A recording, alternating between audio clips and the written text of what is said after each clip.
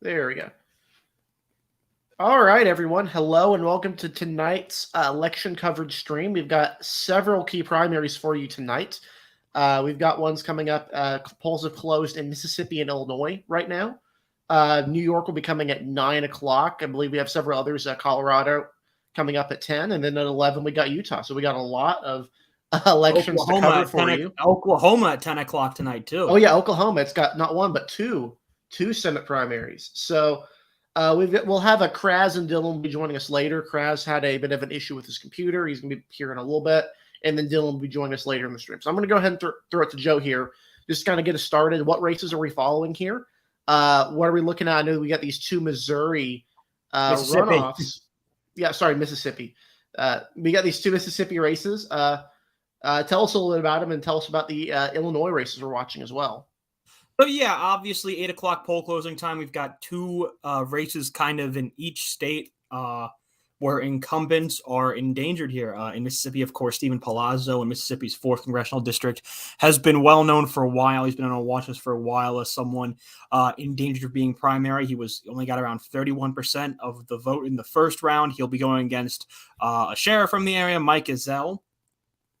In that race, Ezell has been endorsed by the remaining 5 challengers of the 6 that competed against Palazzo in the first round. And then in the 3rd district, this was a surprise one. Of course, you've got Michael Cassidy, the surprise of the year. He was able to force Michael Guest, the current incumbent congressman from the 3rd district, into a runoff.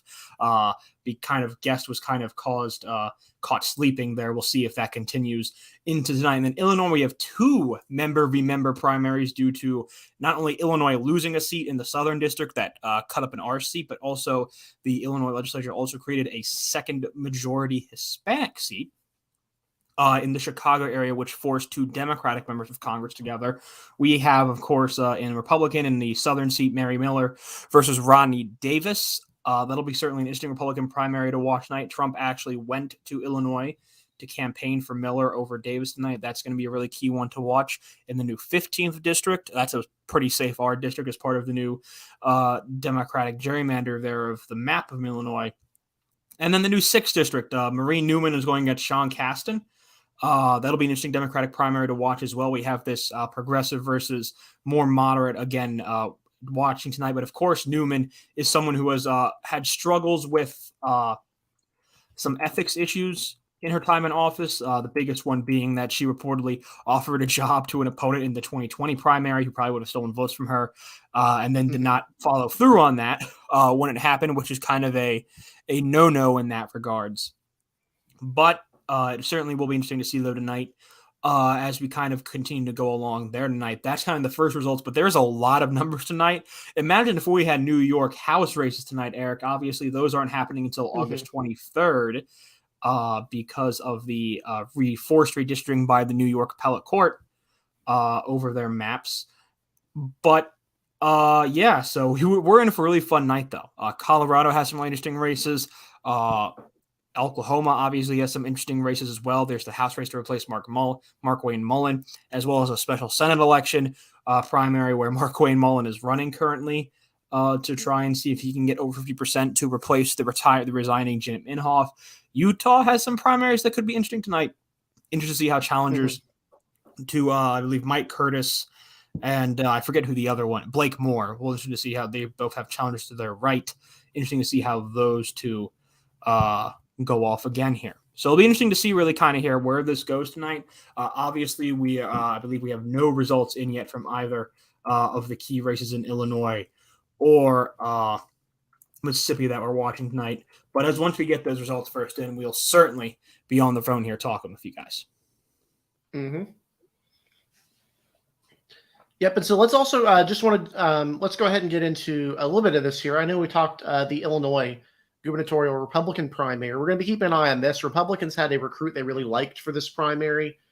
They really were wanting Richard Irvin to go up against J.B. Pritzker. Illinois tends to be a very competitive state in Democratic-held midterms. This is pretty consistent. 2010, 2014, both very, very good years for Illinois Republicans, both of which had competitive gubernatorial races. 2010 saw them win the Senate race.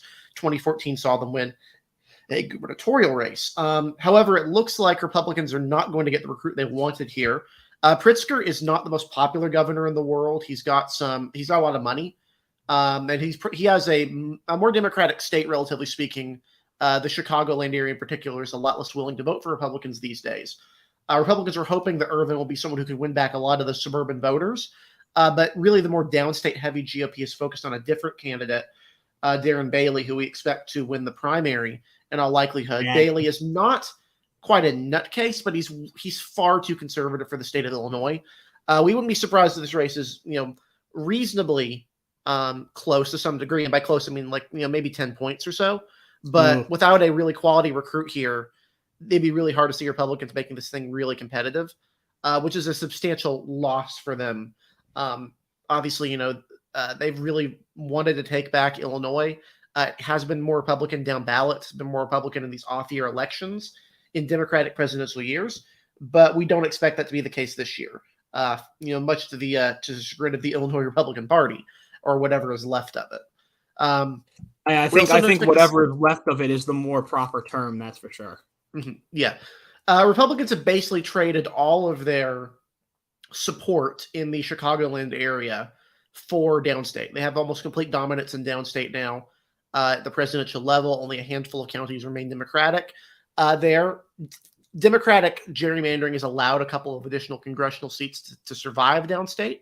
The problem is the vast majority of the population of Illinois lives around Chicago, and trading that for some additional downstate votes is not really a good electoral strategy for them. No, so we don't expect this race to be the most competitive one in the world. We are looking at for some congressional primaries there. There's a Senate primary. We don't expect the Senate to be remotely competitive here. Duckworth is about as uncontroversial an incumbent as you can get in Illinois for a Democrat.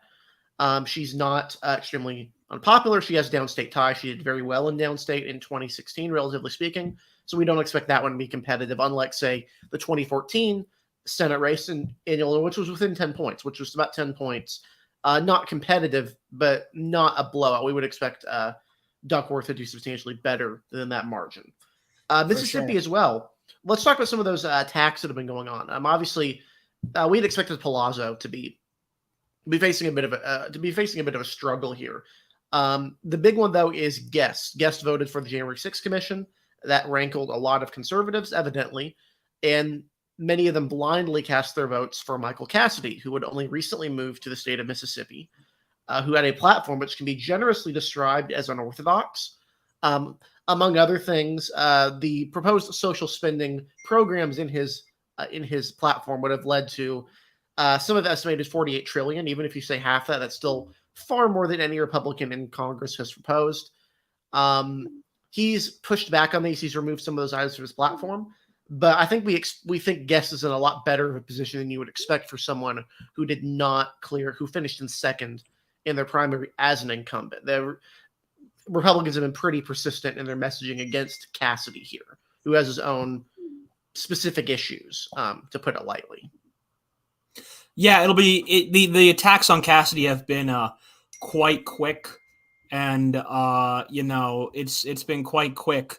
The response clearly, obviously, we only had 2 weeks between the first round and the second round in Mississippi. Obviously, it doesn't feel like that, I think, to some people, but it's only been 2 weeks since those races in Mississippi. And it's been the attacks have come pretty fast and clear. It's been a pretty clear response from the NRCC that they do not want this guy in Congress as part of their group. Cassidy certainly had a lot of very, very interesting things.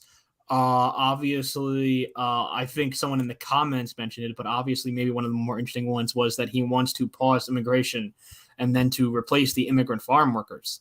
He's going to get the prisoners to go into the fields and do labor for them unpaid in the Deep South. If you see where I'm going with this.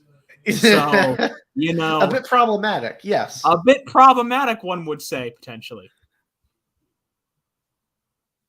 But that's certainly going to be one of the most interesting ones to watch on the night here.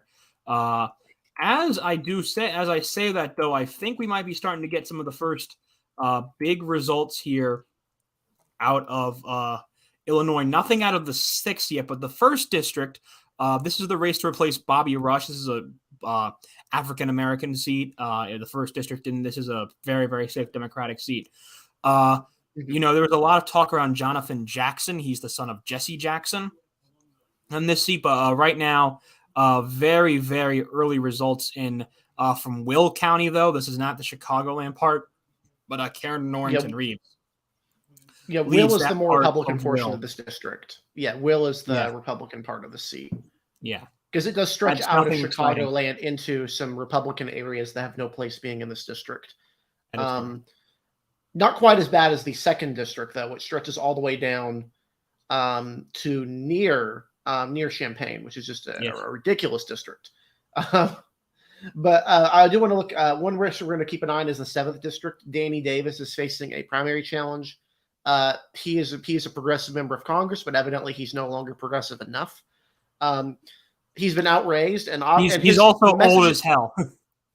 Yeah, and his advertising has been fascinating to look at. The level of graphic design on his team leads me to believe that either this is a Gen Z meme sort of thing, or that they generally have no idea what they're doing. He released for example, an ad which had a list of his accomplishments. That sounds, pretty normal, a voiceover. The problem is the voiceover was an AI robot, and it sounds awful. It sounds horrendous. I could even play it. Like, it sounds so bad. He is very old. It was pretty awful. Yeah. It's one of the worst that I've seen. Let's go ahead and look at the gubernatorial. Gubernatorial one's here. Oops. Starting to get some results here on the Elections Daily website where you can follow along. Hooray for the website. Oops. Did I forget to put the Republican gubernatorial primary on the website? I think you did. Yeah. All right. I'm going to go back in there and edit this real quick. So we have the Republican gubernatorial result there yet. We do have the Republican. We do have the embed for that. I just got to put it up because I did a goof. But if you can see it, Joe, if you know what it is, please do say it while I add it to the website. Yeah, I also follow along with the New York Times for certainty here, and Darren Bailey is cruising right now, and that he's got 47% of the vote in Will, which is bad. So that's a pretty early sign of how things are going to go tonight, I think. Yeah, I also want to point out, Eric, I lied pretty bigly about Oklahoma. Oklahoma is already closed. Oh, Oklahoma's already closed? Okay. Oklahoma's already closed. So, some of these interesting seats, obviously, in the race to replace Mark Wayne Mullen. That's been the interesting primary tonight. Josh Breachin currently has a pretty wide lead right now. He's getting around 30% of the vote right now. Which is a absolute crapshoot of candidates in Oklahoma. In the regular Senate primary, James Lankford, of course, is facing a primary challenge from pretty conservative state senator Jackson LaHayemeyer. That does not seem to be. It's only about 3% in, but so far that does not seem to be going anywhere. Lankford has 75.6% to LaHayemeyer's 18.5% right now. And then I was told that Jackson LaHayemeyer was the populist candidate that the Oklahoma wanted. Well, I don't know how much we can believe that.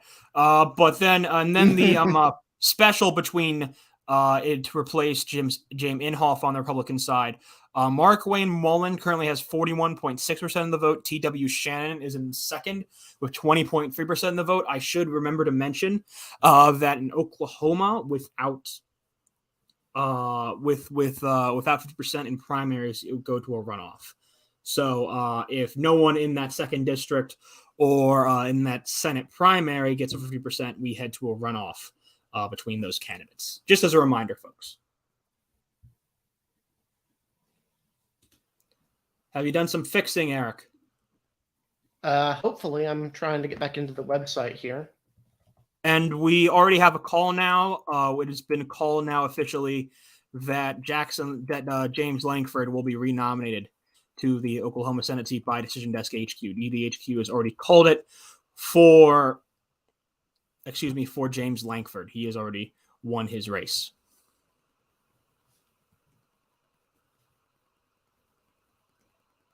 See, this was a race I expected to be called early, but I think if you're a populist, you're kind of disappointed by this result. I know a lot of people were really hyping up this guy, and I just never saw it, and it definitely did not appear to go anywhere in the end. Even as an incumbent, 75% is pretty normal, so that's pretty embarrassing for Lehammer. That's pretty bad. And was this called by Decision Desk or was this called by someone else? This was called by Decision Desk. Decision Desk H2 predicts right. that James Lankford is the Republican nominee for the U.S. Senate, the regular race in Oklahoma, called as of 8:14 p.m.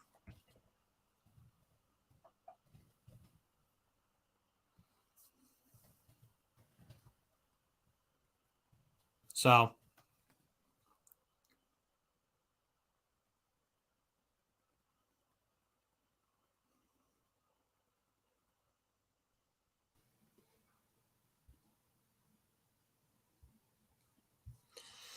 all right. Well, there we go. Quick and fast and furious tonight. That's for sure. Fast and furious in Oklahoma. Good job to Oklahoma for counting fast. We appreciate that. I think me and Eric can both agree on that. But we appreciate that Lankford is, or at least that Oklahoma is doing pretty well. Yep, no nonsense so far with Oklahoma's election results. Hooray for Oklahoma! Hooray! Anyway, or rather, Eric, I should say their election results. I'm sorry. I want to get your opinion on something here. We hopefully have and hopefully I know some people are asking me in my DMs right now. Yes, Kraz and Dylan will be joining us later. Kraz should be joining relatively soon. He had to go get his computer charger from work. He left it there, and obviously on a long night like tonight, that's going to be important. So Kraz will be here very, very shortly. And then Dylan Brown, he's in law school right now. He's taking a summer law class, and that goes until about 8:30, 8:45. So he should be here around 9 o'clock. But I did want to ask you, Eric, though, kind of this Colorado race that we have going on right now between John O'Day versus Ron Hanks. This has kind of been a very interesting race here, where the Democrats have basically funded the very right-wing Republican candidate in Ron Hanks here. What do you think is going to kind of happen there in Colorado tonight between those two right now?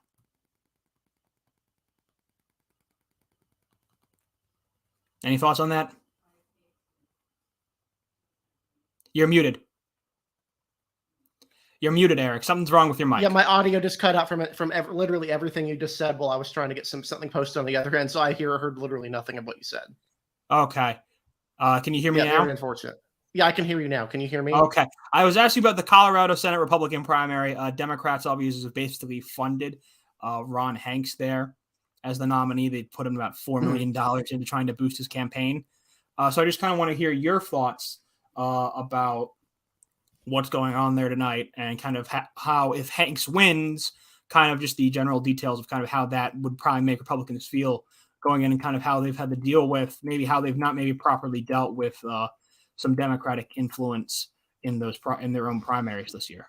Well, yeah, I mean, we're talking about here, Democrats have spent so much time and money on pushing these Republican candidates, these more extreme Republican candidates in states like Pennsylvania, states like Illinois, and here in Colorado. They've actually spent more than the Republican extremist candidate here has. So really, if something happens here, this is on the Democratic Party for this person winning the nomination, if they do win.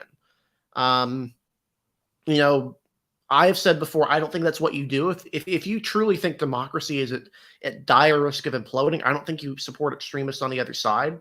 That seems like an unwise move, which either means that you don't actually care that democracy is in danger, you don't believe it to begin with. That's just my own personal little tirade there, but I do hope that I think it's very unfortunate if this is the case, if you see stuff like this, because I do think it can backfire. We're looking at Pennsylvania, where Doug Mastriano is within striking distance of Shapiro in the polls. They made an active decision to pump up his candidacy there. They have a share of the culpability if he wins. Ultimately, it goes to the voters, but they do have a share of that responsibility if he manages to win. Yeah, certainly. That's certainly going to be an interesting talking point as we kind of go through some of the stuff here throughout the next couple of months here as we kind of get into it. That's for sure as we kind of look at the numbers here. But Illinois also starting to come in relatively quicker here now. Mississippi counting slow as we've come to expect it to from these nights here. Obviously, respected 2 weeks ago, Mississippi was a relatively slow counting state. But looking at some of the Illinois results here right now, obviously the governor's race, it is Darren Bailey, who seems to be pretty set to run away right here, right now. With Richard Irvin in second with 23% of the vote, Jesse Sullivan third with 19%. Bailey has won the early vote in Lake County, according to the numbers. So that's probably an issue there for any hopes he had. That's certainly for sure right there. And you can kind of starting to look at some of these other races right now. Again, not much out of any of these key House races yet, other than the first district primary for the Democrats in Illinois right now.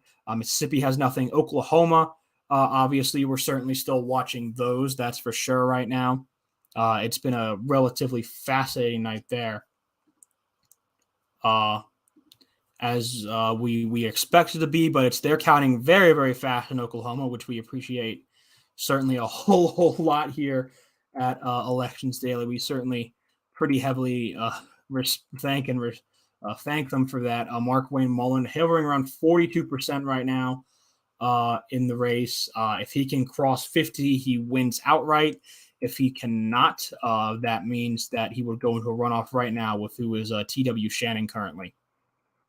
Is the second place candidate. James Lankford already called by decision desk. He's won his race to be the next senator continue to be the senator from Oklahoma in its regular seat. That's a relatively bigger deal. He would try to be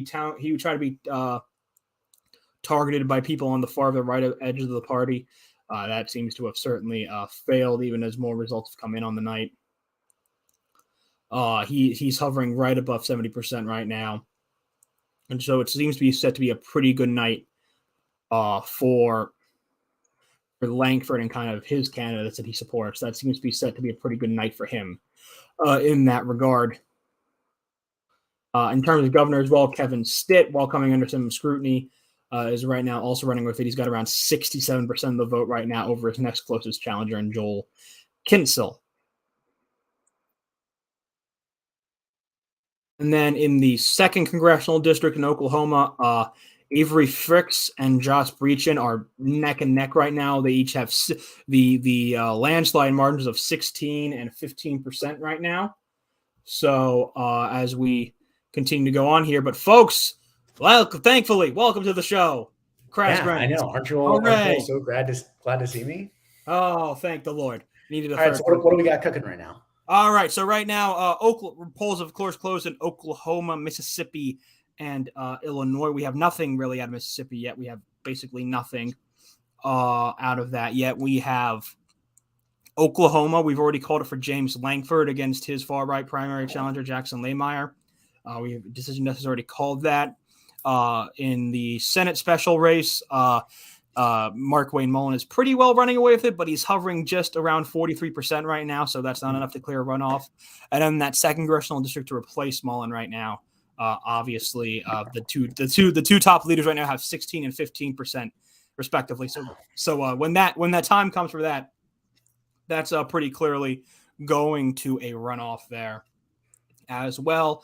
Illinois, we have some results out of that first district, which is the Democratic primary to replace Bobby Rush, but they're all from Will County. Don't have anything from Cook County yet, where, of course, a good majority of those voters are.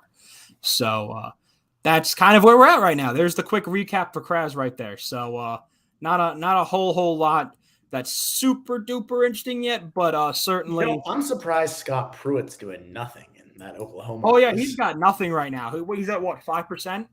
Are we gonna play taps for him? No, he doesn't deserve it. That's another one that doesn't deserve it. What about in Mississippi? We have any result? No result. We don't have any results yet in Mississippi. As Oh, it yeah, was we do. 2 weeks Yeah, we do. ago, Mississippi is counting slow. Oh, okay. New York Times like 60 votes in the 3rd district, but that's it. Yeah. So not really a whole lot out of Mississippi yet, as is sometimes the case with these smaller counties. And I should say that Darren Bailey is pretty heavily running away with the Illinois GOP gubernatorial race right now. And they don't have runoffs in Illinois, right? No, they do not have runoffs in Illinois. Right. Okay. No. Now we do have something out of the 15th district. The Republican primary there. Very, very early results, but they are out of Sangamon County, that's a heck of a county name. My goodness. Sangamon County. Sangamon. I don't know. Someone in the chat knows how to. Someone in the chat probably knows. 12% of the vote estimated in the early vote there. Rodney Davis wins it 74-26 over Mary Miller in that race. So interesting to see there. I believe that's from that western part of the district there. That's from the Springfield area. Yeah. So I mean, that's where he has to do well, right? I mean, yes. Yeah, that's exactly where he has to do well. That's for sure. And I believe we have some results from the Democratic side out of the 6th district as well. So excuse me as I check those numbers there. This is obviously the incumbent versus incumbent.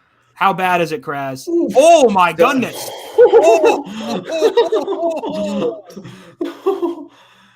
Oh my God! So I believe this is probably DuPage County, which is more Caston. It is 90-10 between Sean Caston and Marie Newman. Oh boy! Wow, that is really bad. We'd have to break out the taps for that one, right? Yeah. Well, if Newman's an incumbent, so if Newman loses, then yes, we will. Yeah, we'll break out the taps. Yeah. But while we're on this, we really a little bit of the vote in, but we get. Oh, sorry. I was saying New York Times has early results from Illinois 7, which is that competitive primary with Danny Davis. It has him leading Keena Collins by 11% right now in very early returns. Let's see, do we have? Okay, so the Times says that we do not have that yet. Decision does, but the Times apparently showing it. Yeah. Right now. But yeah, okay, we're starting to get into it. Oh. Yeah, now we're really starting to get into it here. This is fun. This is what we've been waiting for. Eric, you'll be excited to know that Catalina Loft leads the 11th district primary results right now with about 5% of the votes in. What's the lean on the 11th district for the general election? Oh, I don't know. Is that the Lauren? What's her name? No, Underwood is the 14th. Yeah. What's the 11th? That Caston or is that no, Foster? Oh yeah, Foster. Yeah. Oof. Yeah. So we have some very early votes out of the 4th district, reporting by DDHQ. It's 46 votes out of Perry County, a landslide total. Stephen Palazzo won that batch 63-37 over Mike Gazelle by a landslide total of 12 votes. I will be shocked if he survives. If he survives, it might be one of the biggest upsets in years. Yeah. I got 35% in the first round as an incumbent. Yeah. One thing I would say here is that on the topic of Markwayne Mullin, if Mullin does win, he would be the first Native American senator since Ben Nighthorse Campbell, who left office after 2004, and the second from Oklahoma, the first from Oklahoma since 1925. There's only been 4 Native American senators in American history. So this would be a pretty big achievement for him. Obviously, you got him, you got Tom Cole, the 2 Native American Republicans in Oklahoma's House delegation, well as Yvette Harrell in New Mexico. You've got Sharice Davids in. Don't forget, I believe, isn't Teresa Legar Fernandez also a Native American out of New Mexico? Let me check to make sure. Out of the 3rd district? No, she's not. The current ones are Tom Cole, Markwayne Mullin, Sharice Davids, and Yvette Harrell. Deb Helen was obviously Native. She had a very good relationship with Tom Cole. She's now in the Secretary of I believe the Interior.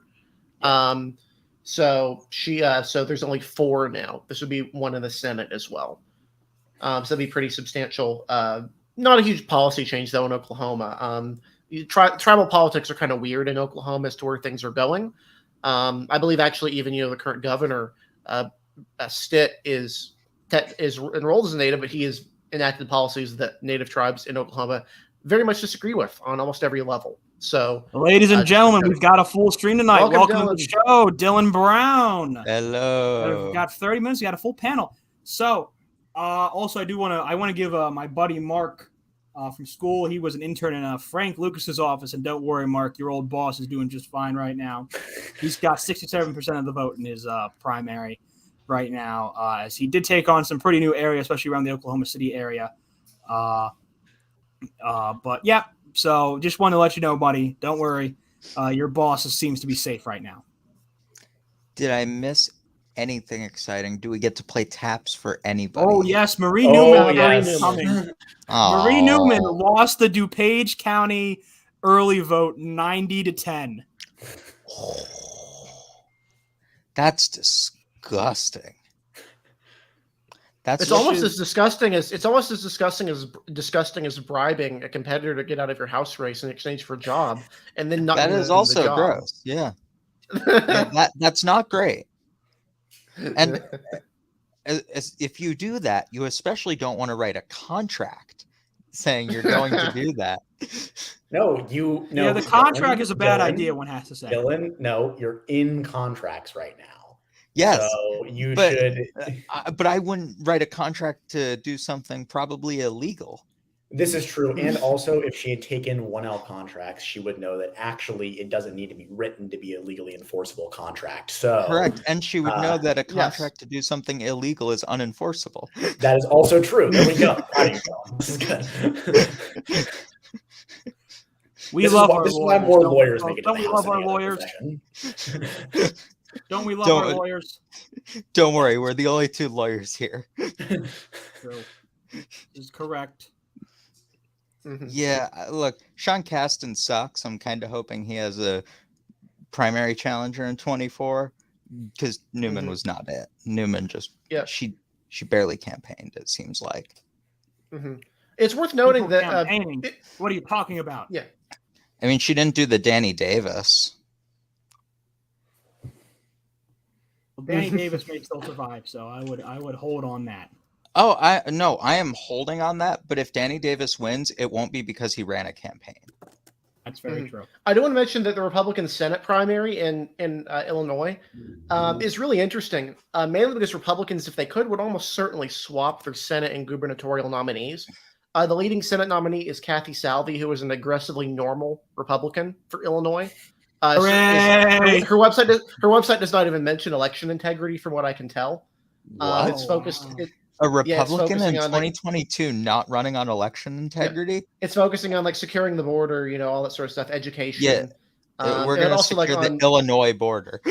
Well, I'm focusing for Ukraine and stuff. So the website, it seems aggressively normal. The problem is, of course, she'll be going up against, if she wins, will be going up against Tammy Duckworth, who is not going to lose.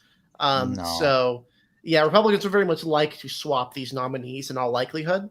A suburban Republican woman versus an angry downstate Republican. But what can you do? It's the Illinois Republican Party. We don't expect much from them. We don't expect much at this point anymore. That's fair. I mean, I have family who I have family who are currently captive in Illinois, so I was hoping for a little bit better, but we'll see. Don't they live downstate, right? Paris? Downstate, yeah.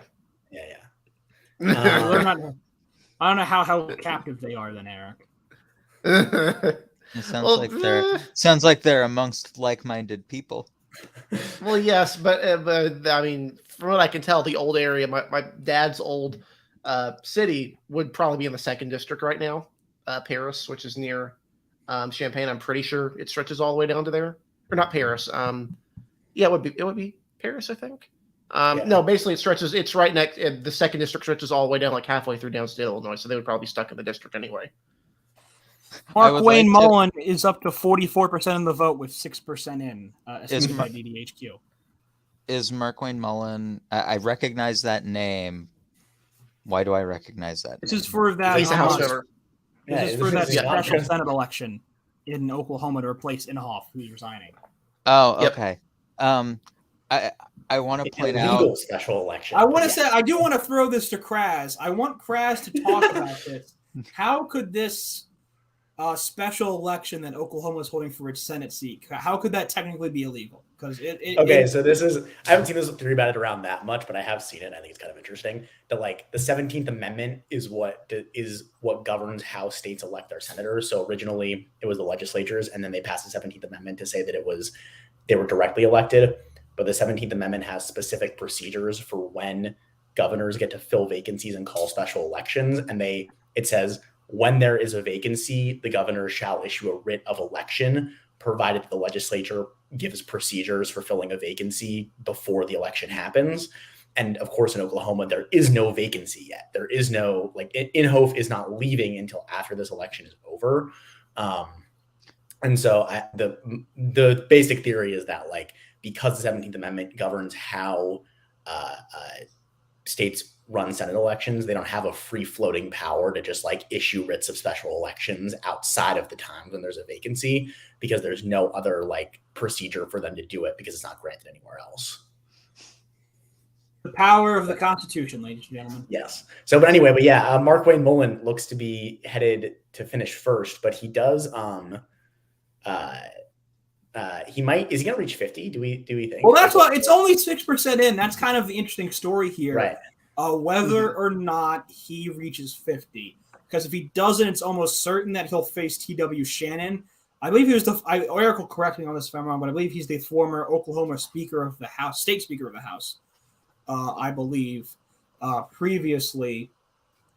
He's run statewide before, has not had success there previously. But yeah, certainly I think it's kind of the same thing with Russell Fry in South Carolina 7th Congressional District a couple weeks ago. It's whether he will reach 50 or whether he will not reach 50. It's kind of the same question for Mullin here, is whether he will reach 50 or if we're going to have to do this again at the end of August and have to kind of go through with that. Yeah, I mean, it's worth noting both Mullin and Shannon are Native American. Shannon is also black, but both of them are Native American. So either way, it's assured that this will be the first Native American senator since Ben Nighthorse Campbell. Unless Kendra Horn wins. Why are you erasing Kendra Horn like that? She obviously makes it a toss-up race. Not as much as Abby Broyles would have. Because everyone Eric. Eric, man, that's harsh, man. Yeah, that's rough. I do want to point out something that I find really funny. It's a small percentage of the vote, obviously, but in Illinois' 1st district, with 3% of the vote in, Jonathan Jackson, the candidate supported by 2 crypto billionaire super PACs, Bernie Sanders, and the Progressive Caucus, who progressives don't like, is in 5th place. Oof. With 6% of the vote. Like I said, 3%. Well, that's I believe that's to kind of rain on your parade. I believe that's only Will County vote that we're seeing right now, not the Cook County. Literally have no idea. No, I do want to say that. I do want to mention, while we're on the topic of Illinois, this is going to be an utter demolishment for Darren Bailey. Darren Bailey is right now. We mostly have counties in from upstate, from near Chicago, including Cook County, DuPage County, Lake County, and Will County. And Bailey's had in all of them. This is utterly embarrassing, to put it lightly. If you're Richard Urban, this is an area he's only winning in one county, which I believe is Sangamon. Which I believe is Springfield, Illinois. I could be wrong. It's one of the downstate metropolitan. If it's not Springfield, it's close to it. It's close to it. It's one of those downstate smaller metropolitan areas. So yeah, if you're Darren Bailey, like, you would at least want to be ahead in Lake County. You want to be ahead in Cook. Instead, he's behind right now with the votes in from Cook County. I'm sorry. Is Darren Bailey the Trump endorsed? Yes. Yes. Bailey is up by 11 in Cook County, which is, of course, Chicago, and more than other Chicago and its directly tied cities. Lake County, Bailey is up by 21 points. In DuPage County, Bailey is up by 18 points. In Will County, Bailey's up by 25 points.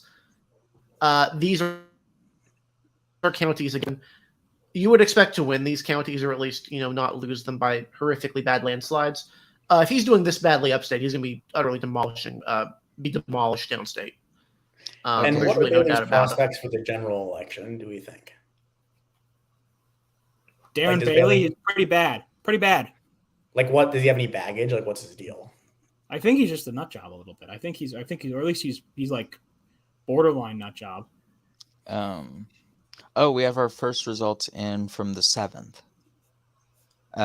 We do. It looks like this is early vote. Danny Davis up 57 to 57.6 to 39.5. Given that progressives seem to do better in the election day votes, that's not super comfortable for Danny Davis. No, not yet. That's for sure. Yeah, that's not I wouldn't be comfortable with that lead.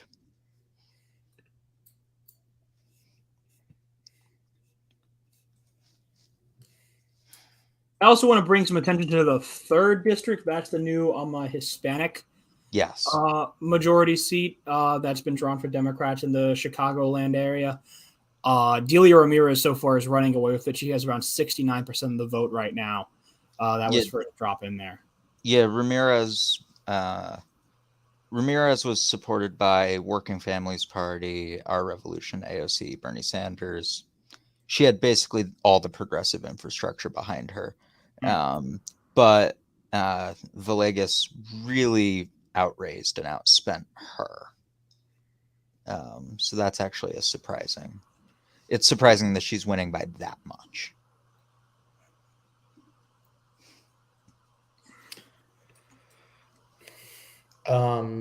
Yeah, and we're gonna get just in like 15 minutes, we're gonna get results in from New York and Colorado, which is fun. Just New York. I think Colorado is 10. It says New York Times says I'm closing in 17 minutes. Oh, all right then. Colorado too. Oh boy, fun time. This is some great. So here's how the New York Times describes some of these Colorado races. This is fantastic. Secretary of State Jenna Griswold is running unopposed in the Democratic primary. The Republican contest has garnered attention because one of its candidates, Tina Peters, the Mesa County clerk, is facing criminal charges related to tampering with voting equipment after the 2020 election. I forgot that lady was running. Criminal charges is like serious. That's not like, oh, she's like criminal, like she's under indictment. I mean, okay, but in fairness, Michigan's leading gubernatorial candidate might also be under indictment soon. But like, I think it's funny when it's like you're like actually under indictment. Like, imagine if you like couldn't leave the state, like you were like Secretary of State, and you like couldn't go to like a national conference because you were like being criminally charged. Very questionable tonight.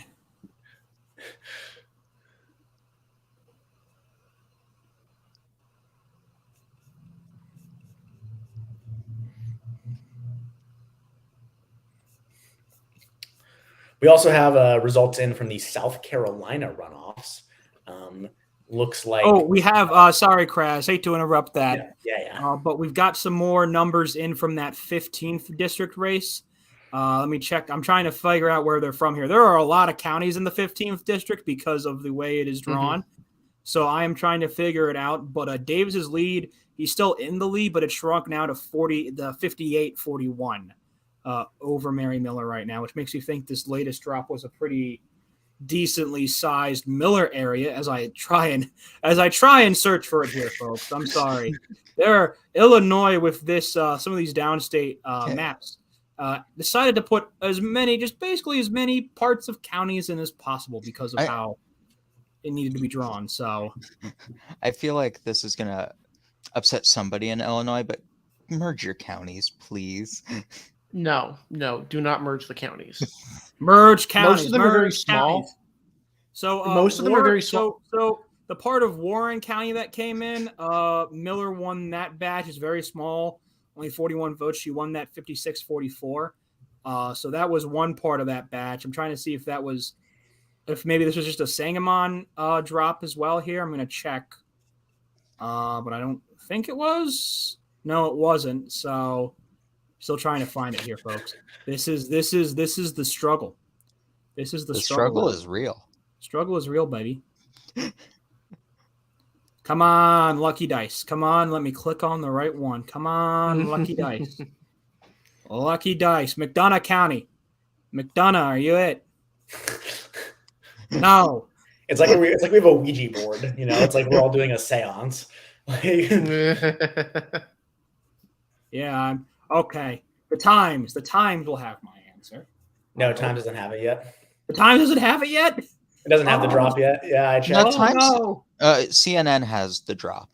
Okay. Where is it? Does CNN tell us? No. CNN only has the top line.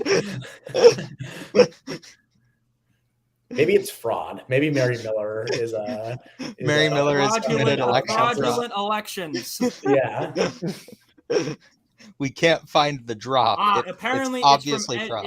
It's from Edgar County. Apparently, according to someone in the county comments. Thank you, comment. Hooray for the comments! Applaud for the comments, everyone. With some of these downstate districts, we're going to need your help. Comments. Some of these. Edgar is like the heart. Wait. Let me Edgar's in Miller's district, according to Edgar's in Miller District C. No, but I think. Wait, I hate when I Google IL-15 and it gives me this like chemistry thing. Like that's not what I'm looking for, Google. I'm clearly looking for the downstate Illinois congressional district. Thank you very much. We're not nerds like those chemists, you know. We're not big nerds like them. Like those chemists. I'm not a nerd at all. I don't know geography. I was gonna say, okay. Edgar is like right next to where Miller lives. Like Miller lives in Northeast Coles County, in Northeast Coles County, which is like right next to Edgar. So this is like very much strong turf for her. Mm-hmm. So apparently the numbers there in Edgar this is probably early vote drop, but Miller only got 56% of the vote there apparently. Well, she'd probably want to be doing better. It's the heart of her district, you know. I would bet someone would want to be doing better there.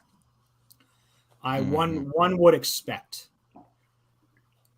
If that's the correct information I'm seeing right now. I'm having to reload the website because we have so many elections this week tonight that my computer is not liking it a little bit sometimes. I'm sorry, but connected to my router here, the good old Xfinity router. We've got it connected.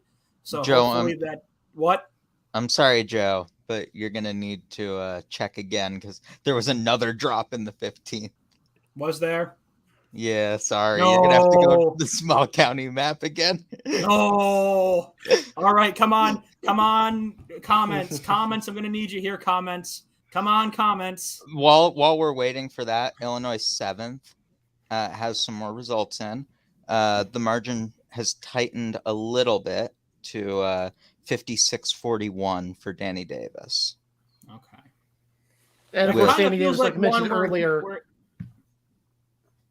What was that, Eric? Oh, sorry. I was going to say Danny Davis, of course, like I mentioned earlier, he's been outraised and he's run some incredibly bizarre advertisements that. That ad he ran might be the strangest thing I've ever seen an incumbent try. It's so weird.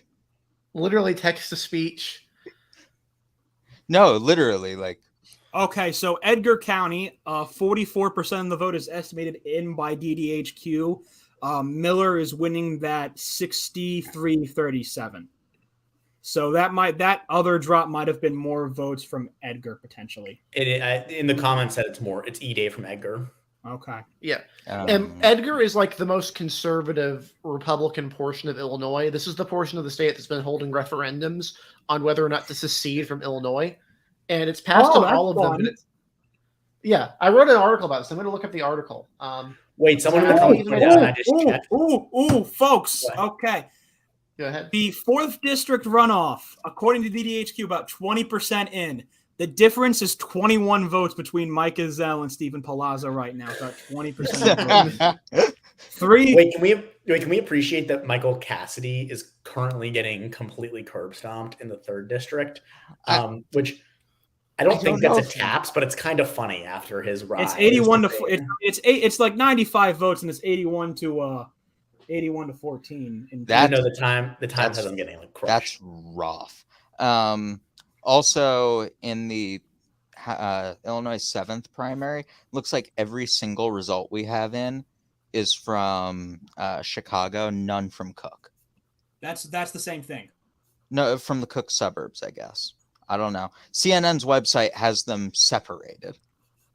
What? Why? I don't know. As somebody who knows nothing about geography, this is very upsetting and confusing. I am very easily confused. I don't Can need someone help. explain to me how in the Illinois Secretary of State race, the clerk of Chicago, like the Chicago city clerk, is currently losing not just overall, but in Cook County to Alexi. I'm going to butcher this, and if someone Alexi Gianna-Lewis. Yeah. Oh yeah, the Gianna Democrat Lewis. most known for losing a Senate race to Mark Kirk in 2010. Yes. What the like? Why is he getting nominated again? What do Illinois Democrats see in him? Like, see have piercing blue eyes? Like what's the Corruption, deal? Like, perhaps. I mean, corruption. Yeah, that's big. That's big there. Wait, who? The Democrat that lost to Mark Kirk in 2010 for Senate. But I was going to show this is the secession referendum.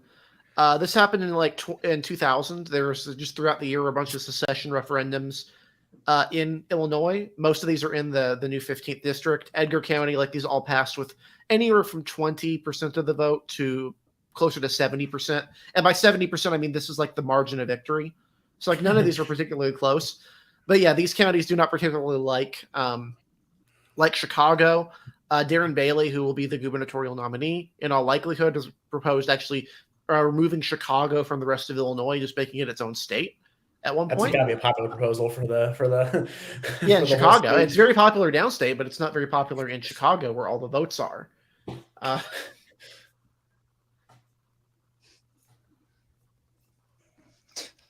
Again, downstate really does not like upstate, unless you're a Democrat, in which case you're pretty much just going to be voting like an upstate Democrat. They're kind of not really any different anymore. The ideological variance has kind of disappeared at this point. It's all machine politics. How dare you accuse the Illinois Democratic Party of machine politics? I know. That is like accusing the New Jersey Democratic Party.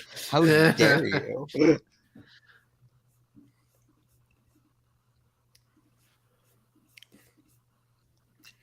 Yeah, more of these gubernatorial. Can I go back on recapping the South Carolina Democratic runoff? Please do. Oh, go right ahead. Go right ahead. There's a Democratic runoff? Yes, a clash of titans between Crystal Matthews and Catherine Bruce. Crystal Matthews looks on her way to victory to face Senator Tim Scott in November. Going to be big. Yeah, we have that one at Safe R. So, Was she the one who got in trouble for suggesting that Democrats should register as Republicans and run for office so they could stealthily do everything Democrats want? I'm not sure, but I don't think she's a super serious candidate because she's running in this race. So I'm going to go ahead and say maybe. Tough but fair. She is the one. She said she wanted sleeper candidates to infiltrate the Republican Party in South Carolina. I mean, that is really their only hope of winning the state ever again. And it would only work once. So, I mean, hey, admirable effort. Michael Cassidy tried. I've never seen a more brutal runoff campaign than the absolute onslaught that came on to Michael Cassidy. Well, because he's truly he for Republicans, he might be the worst of both worlds because he's utterly insane and has really liberal economic policies. So he doesn't satisfy Republicans in any way. I mean, he's too crazy for me to vote for. But I mean, you don't think Republicans want $48 trillion in new social spending? Oh, No, not that kind, not Eric, that Eric, kind Eric, of social Eric, you're spending. forgetting. It's gonna go to married couples. Okay, so you have to put that into your calculations. Kraz, the first time a gay couple tries to accept that, they're rewriting the legislation. What about interracial couples? I mean, honestly, with him, it's it's kind of up in the air. It's a toss up. Yeah, yeah. I don't know what Michael Cassidy goes for. Yeah, Blake Masters is like overturned Griswold, and Michael Cassidy is like overturned Loving. Yeah, that's the new. Bad. Yeah, again, this has not been a great night for the populace so far. Jackson LeMayer has been absolutely demolished, not even close. Even have by they ever had a good night? Was that ever in doubt? Have they ever had JD Vance? That JD Vance has been their lone good night this year so far. Hey, they're gonna get Blake Masters. Oh, don't you even? I don't know if they're gonna get Blake Masters. They're gonna get Blake Masters. Dude has started to irritate them because he calls for privatizing Social Security, which is a big no-no if you're an internet populist. It's also a big no-no if, well, I think if you're a state with a crap ton of retirees, I think saying I'm gonna primary. So I feel like that's a bad idea. That's like Rick Scott saying we should raise taxes on retirees. Wait. The thing is, Rick Scott made a deal with the devil to win every single race by under a percentage point. He's like, he can say whatever he wants, and it's not going to matter. I swear, Rick Scott versus Gavin Newsom would really test who has stronger black magic. I think next thing you know, Blake Masters is going to be like calling to eminent domain grandma's golf cart, like golf cart she gets around on in the retirement community. Like it's going to be like Blake Masters wants to eminent domain it. That's going to be his next policy position. Oh, well, no, I mean he might have a flip in Illinois 15th. Yeah, Mary Miller has taken the lead in the 15th as Coles County has come in. Another one of those. Yeah, big win for white life there in that county. Oh. Oh no! Oh no! Bad. Eric. Before anyone even thinks that's gonna get us in trouble. No, bad, Eric. I'm just repeating what she said. Yeah, I've heard that excuse before. I'm just repeating it. Don't worry. It's like I'm the messenger. Yeah, I didn't say the N-word. I was just reading a paper that said it. No, she has faced some severe scrutiny in the last few days because of that comment. Rightfully so. Rightfully so. I mean, it doesn't help that this is also the person who said, "Hey, maybe Hitler did a few things right." So, I mean, mentally disabled. I just want to know. Plenty of mentally disabled people aren't Nazis. I just want you to know that most of them aren't. Never mind. Go on. Wait, what? No, go on. I don't know what we're supposed to go on about. I don't know that I want to go on. Do we have to go on? I don't know. Well, she's taking the lead because a ton of Edgar's almost entirely, and she's winning at 65-35. Yep. Still probably a long way to go just because it seems like if Davis is kind of repeating similar numbers in his parts of the district, if Sangamon is kind of anything to go off of, well, he needs big margins in Sangamon, Madison, which is suburban, like suburban East St. Louis, like that's kind of the St. Louis area, and Champaign. Oh, and then Christian too. Mm-hmm. Got to see. I think you said Edgar's almost done. Yeah, that's almost done. Yeah, that's almost done. Okay. Yeah, Polls about to close in Colorado. Again, one thing I note here is that if Mary Miller does win this is entirely on the Illinois Democratic Party for drawing the map like this.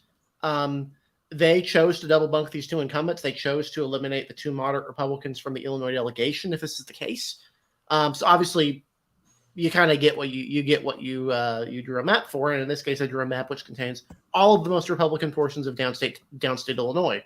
I'm not sure what people expected if this holds.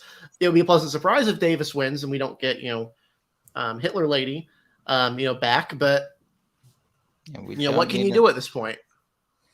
So Not it's a 9 lot to o'clock, not folks. be. Polls have closed in Colorado and New York, and also Nebraska's first congressional district, which is, we'll have Kraz explain, this might be doing another unconstitutional thing potentially. Oh, with this is that. definitely it's not a might. It's Yo, this is definitely this is not even a unconstitutional. debate. This is just illegal. Like this is flatly illegal. Like, it's not even close. Good point. It is. Nebraska's first is running their special election for the Jeff Fortenberry seat under the new lines instead of under the old lines, which Fortenberry was technically still representing, which is very illegal. You can Because some people have 2 representatives, and some people will have no representatives. This is not good. That sounds about right, though. Like, It sounds like an equal protection violation to me. yes. But, you know, That what do sounds I like know? an equal protection clause violation. The to problem me, is sir. this isn't oh, going to go don't to worry, court, the and even if Supreme it did, Court wouldn't overturn it. yeah, no, they would. But the problem No, is this it's is not going like to court. this is like not even like this is This like is night and day, but no one's going to sue over it because there's not enough time. No one is going to care because this is a Republican district and it's not going to matter electorally either way. Yeah. And also, even if it were to go to Supreme Court, it would not probably get there before like the end of the year, which makes this entire case moot. So I would just basically imagine whoever wins this race is just going to, even though they'll nominally represent the first district as it exists in the future, they will in all likelihood be representing the first district as it exists right now in all but election, I would guess. That would just be my guess, because I don't think they're just going to leave an entire portion of the state with no representatives. But we'll see. This is just incredibly dumb the way they did this. I'm not even sure how this got past legal scrutiny. Someone should have noticed this. Yeah, this is truly unbelievable. God bless America. Yeah, And we've Dylan, the color. Oh, sorry. Dylan, I have some good news for you. What?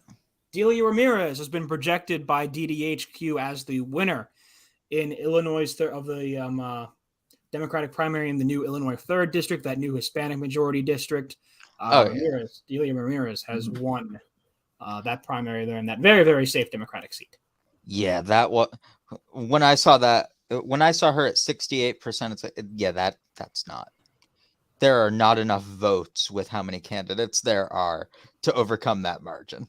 In a one-on-one race, maybe we've seen it happen, but that's good. Yeah. Mm-hmm.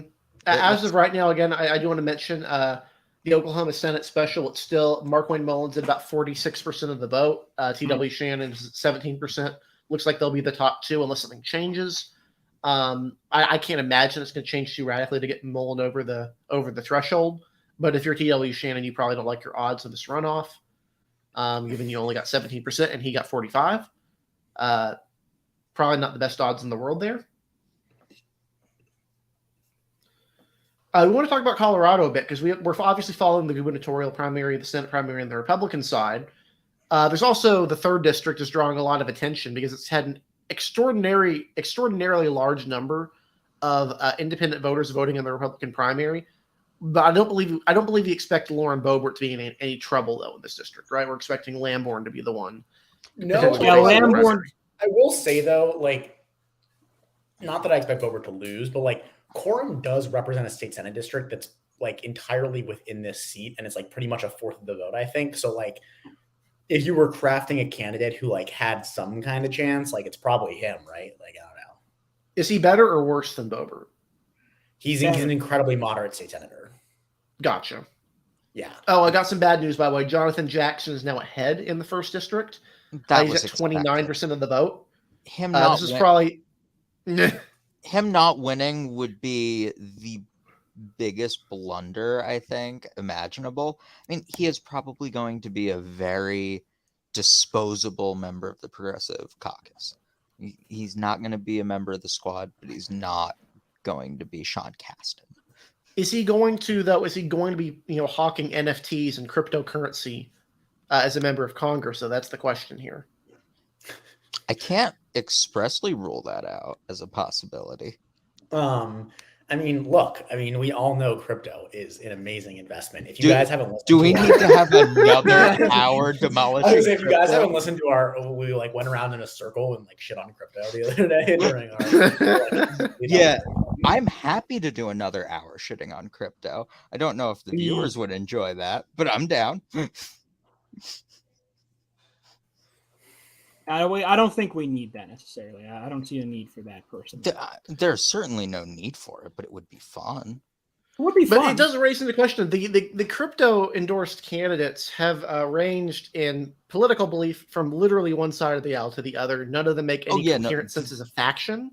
No, there is no. It just kind of feels like it kind of feels like accidental billionaires throwing their money at random candidates because it is accidental billionaires throwing their money at random candidates. Yeah, they support billionaires and their accidental millions. They supported a super moderate candidate in Oregon 6th, and they're also supporting Maxwell Lord Frost, maybe one of the most left-wing candidates of the cycle in Florida. So God bless him. You had something, Kraz. Kraz, go ahead, please. I was going to say the Times dropped a ton of votes in the Boebert primary, and they have her winning 65-35 in her home county of Mesa. I think is she Mesa? Or maybe she's from Rifle. She's from Rifle. But that's not a count. That's like, I don't know what county that's a city. I know, but like I forget. Like I don't know if Mesa's her home county. I believe Mesa is her home county, yes.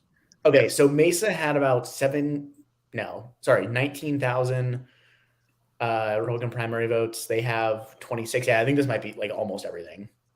And they have Boebert up 64-36. That doesn't seem incredibly great for Boebert. No, it's that's not fantastic. It's not strong enough for me to be like, this is over. But the thing is, it's strong enough that I think Quorum would have to put in a very good performance in pretty much every other area of the district for it to be for him to have a chance. Mm-hmm. Mm-hmm. It is kind of weird though. So I don't want to say Boebert has moderated while in the House, but she is not quite as nuts as Marjorie Taylor Greene. That's a comparatively. I don't know if that's a high bar or a low bar, but it's a bar you shouldn't reach. Yeah. The funny thing is, if you've read these articles about these inner tensions in the Freedom Caucus, one of them is that Lauren Boebert and Marjorie Taylor Greene really dislike each other. And Lauren Boebert really hates being compared to Marjorie Taylor Greene. Just want to interrupt a quick second here. We do have a call, as it's not unexpected in the Illinois GOP race for governor. DDHQ has now called that race for Darren Bailey, the downstate senator, which rip for Republican hopes. That race will stay at safe Democratic in our race ratings. I thought did we have it at safe or do we have it at likely? I'm pretty sure we have it at safe. I was not kind to that group. I also think we need to account for the fact that JB Pritzker is a large man, and he's it seems big like dude. Big dudes are doing big dudes have a strong track record so far this season. Yeah. So I think we should take that into account. I mean, the big dude ticket is going to win in 2024. We have it at likely, Joe. We have it at okay. Well, then that's going to be moved to safe. Then I would have made the argument for safe before this. Well, you never. Illinois is a weird state, Dylan. Illinois is, but has been a Pritzker weird state in gubernatorial elections. But goodbye. Now at that point, so that will be taken care of in July at our next ratings update. Mm-hmm. So, okay. Mississippi 4th District. DDHQ has 74% of the vote in right now. Mike Ezell is up 51-48 over Stephen Palazzo. I don't know, this is Jackson. And yeah, Jackson is in and he won 74. Yeah, I think Stephen we are going to be getting ready here, folks. We are going to be getting ready here. I have them. My Spotify is ready. Have we played taps for Marie Newman yet? No, because that hasn't been called yet. So okay, but in a hit to the internet populace, Tina Peters is currently only getting 20 or 32% of the vote in her home county. So it looks like she will go down to a rather ignominious defeat in Colorado and not be the GOP nominee. And in good news for Republicans, Joe O'Dea is winning Mesa County and is up currently 58-42 over Ron Hanks. Mm-hmm. And in the 3rd district, let me be incredibly clear that it would be incredibly funny if Democrats spent $4 million on Ron Hanks to win that primary and he lost. I But want like, to why make are they that even mix. spending the money? Because it's not like that's even really like he's not really even that much in play. Like, you know what I mean? Like, it's like, I guess it's like kind Yeah. of. But you It want to make seems it to be- less in That's play. the only thing. The thing that gets me is that you don't spend that much money if you're not seriously concerned about something. Like I don't want to say it's in play, but I there must be something going on behind the scenes because like looking at that, Bennett's kind of a consistent underperformer in a lot of ways, but like I don't see how it could be competitive. But you also don't spend $4 million hyping up another party's candidate if you're not at least somewhat concerned. I guess I that's don't fair. know. It just seems to be very much like outer edge of competitiveness type Yeah. thing.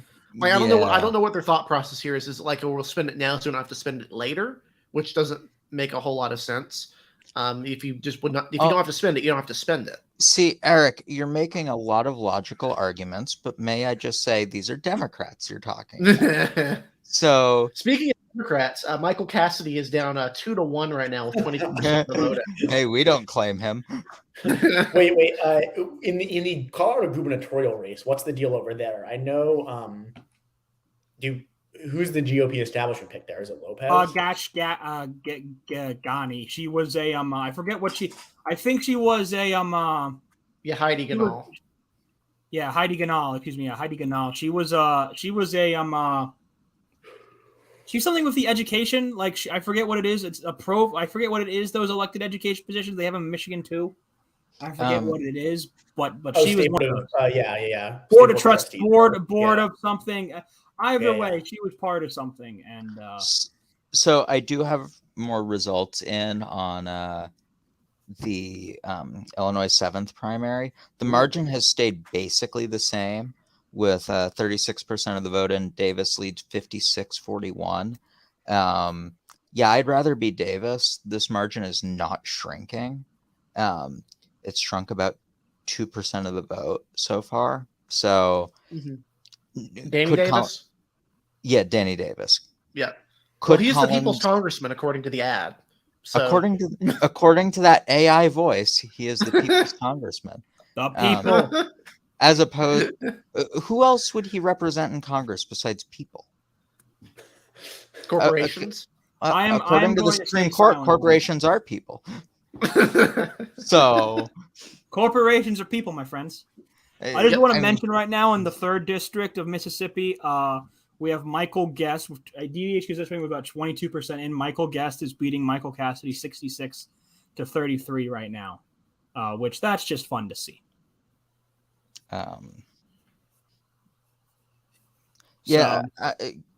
Somebody in the comments says suburban Cook County hasn't come in yet. Kina Collins can easily come back. Absolutely, that's what I was about to say. Good news! Good news for Republicans out of the 8th district in Colorado. Good news. I can't tell if that's a sarcastic voice or not. No, it's very well could be. According to the Times, Barbara Kirkmeyer is winning Weld County with almost all of its votes in, with 50% of the vote. That's very good. Should I think this? Me and Eric are very pleased by that. This is very good for us. It's not good for you. Okay.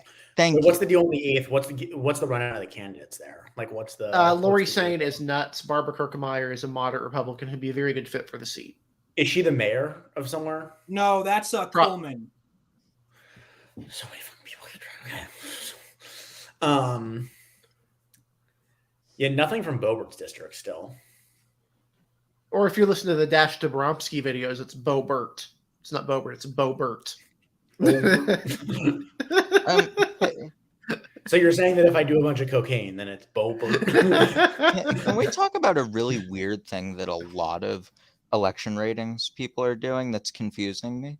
What? A lot of them are moving Pennsylvania 12, which is Biden plus 20, to likely down Right, because Mike Doyle is the Republican. No, Dylan, it's time. Decision Desk HQ has called Illinois' 6th congressional district for Sean Casten, which means that Marie Newman, the current incumbent from that district, has lost, which means you know what time it's for. It's time for the first taps of the evening as Marie Newman, an incumbent, goes down.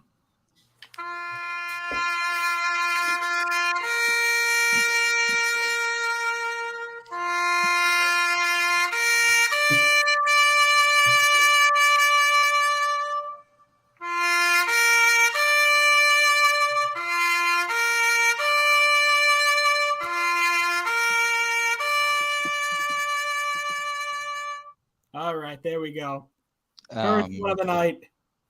First one of the night. Marie Newman, first incumbent down of the night. She loses to Sean Casten, as expected in Illinois 6th Congressional District. Yeah.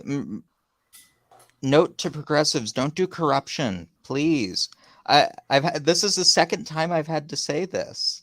Or if you're going to do corruption, at least do it better. If you're going to do corruption, don't have a contract that says, hey, do you agree to do corruption with me?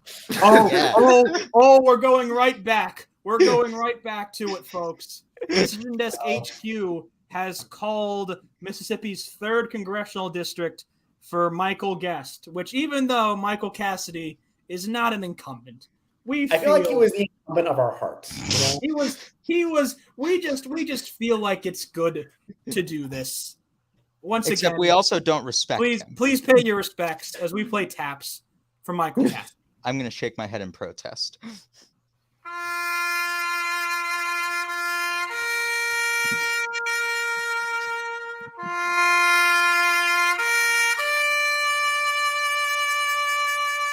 All right, he only gets 10 seconds. He doesn't get his one.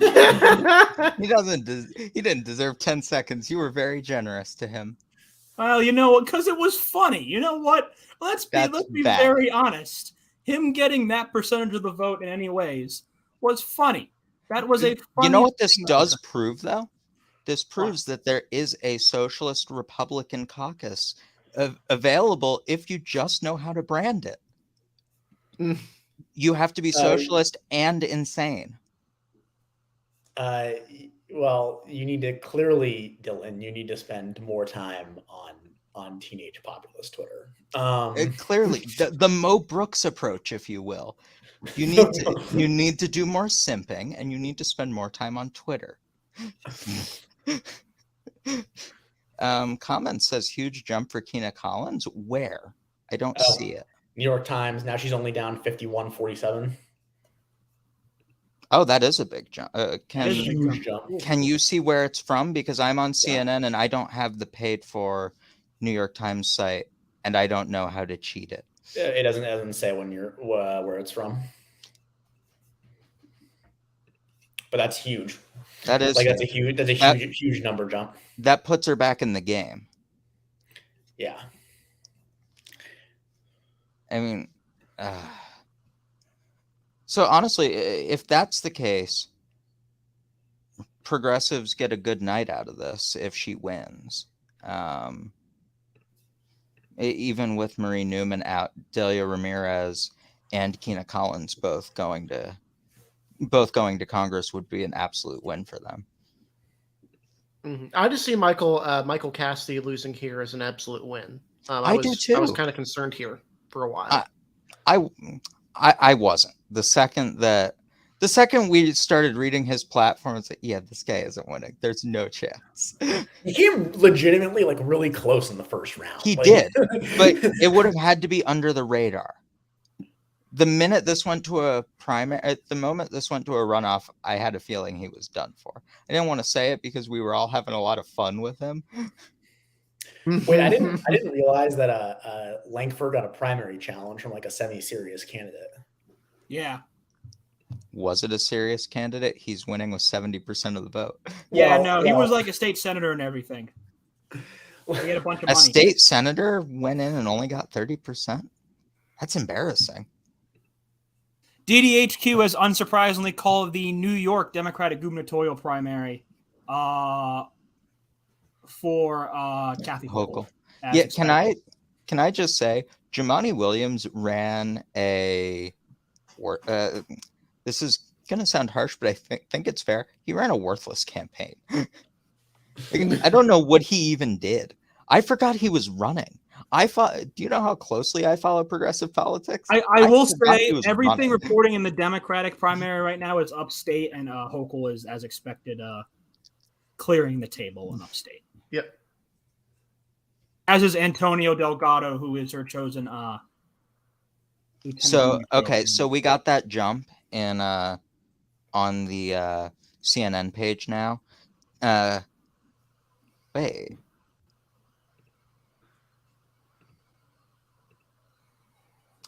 Can you check that New York Times thing again? Kraz? Can I? Are you asking me to check the times here? No. Wait, why? Illinois 7th, because CNN has completely different results. No, yeah, it has Davis up 50.7 to 46.8. Okay. CNN has Danny Davis winning 56.6 to 40.5, winning the Cook County suburbs 57.6 to 39.5. Yeah, interesting.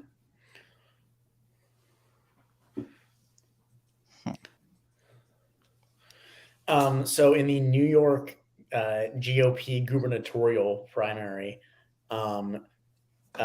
currently Andrew Giuliani is leading with 40% of the vote.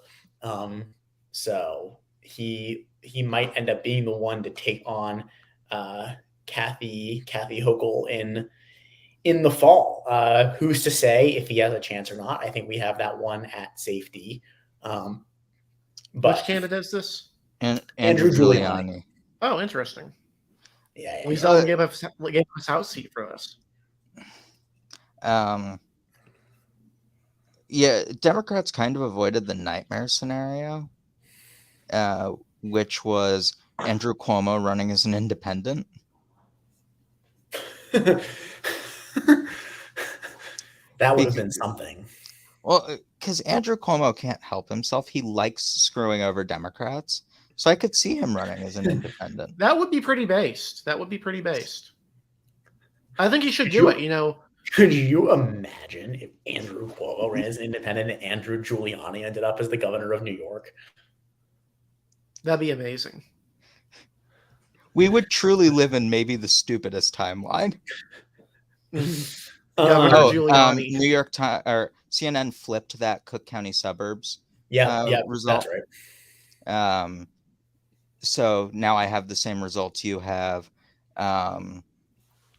Interesting. So really just comes down to can Keena Collins tighten the margin in Chicago proper? Because she's losing that 56-41. Mm-hmm. She's up in the suburbs 56.6 to 41.8. Yeah, so she needs, yeah. She can, but Chicago proper is only 49% in, the suburbs are 77% in. So she needs to hope that tightens up.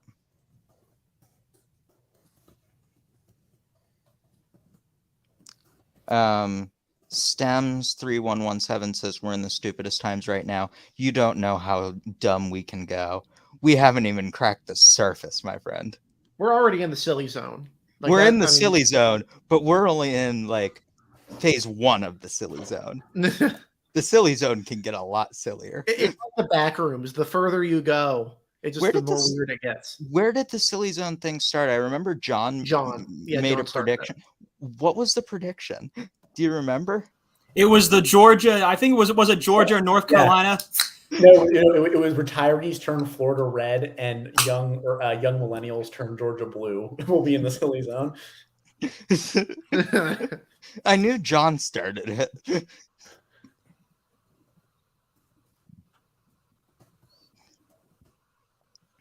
I do want to say we're basically just waiting on a call from DDHQ in regards to Mississippi 04. The official call, Mike Gazelle is up 53.6 to 46.4 with an estimated over 95% of the vote in. So that race seems pretty well set. One thing I wanted to mention here is the Illinois gubernatorial. Bailey is up over 52% of the vote now and is leading in every county in the state. And Richard Irvin is in third place. Yeah. Going to chalk that one up as an L right there. Mm-hmm.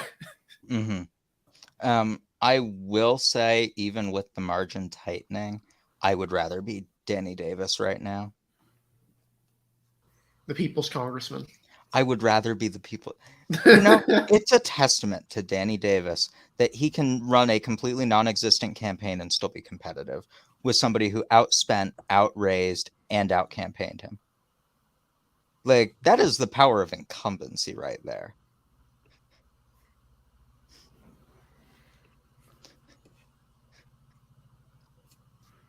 I will say, do we have any results from the Nebraska special election? We no do, but they're checking. weird. They're weird, and we're not sure what's going on.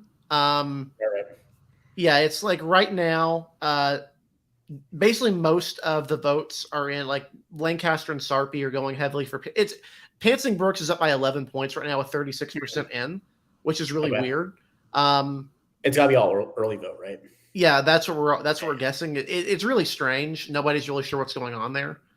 Well, I do want to say one thing for our viewers, because I thought this was a somewhat interesting scenario. So in Nebraska, there's a nonpartisan legislature, and at least according to what I saw, Democrats maintain, the Democrats, right, the ideologically liberal bloc in the legislature maintains a filibuster-proof minority, so they can filibuster stuff by one vote. And currently, there is no abortion ban in Nebraska because the GOP legislature can't pass it because the Democrats have that filibuster-proof minority. But the Democrat running in the Nebraska 1st District special election is a state legislator. And if they win, the GOP governor, Pete Ricketts, will appoint their replacement to serve in the state legislature, which means that Democrats' filibuster-proof minority would go away and Republicans could pass an abortion ban. So that is a interesting scenario playing out in this seat.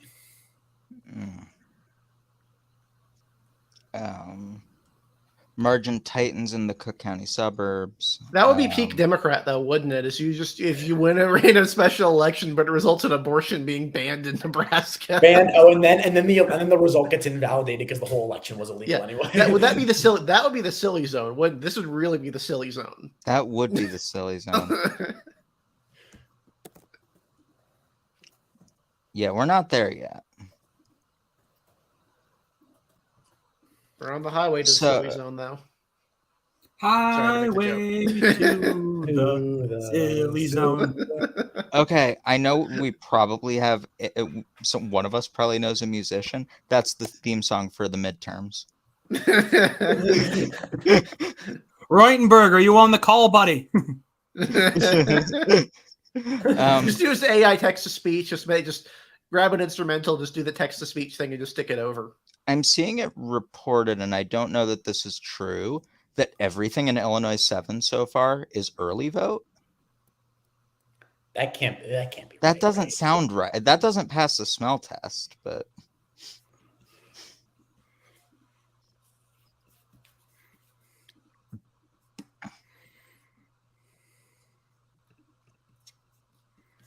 Oh, well.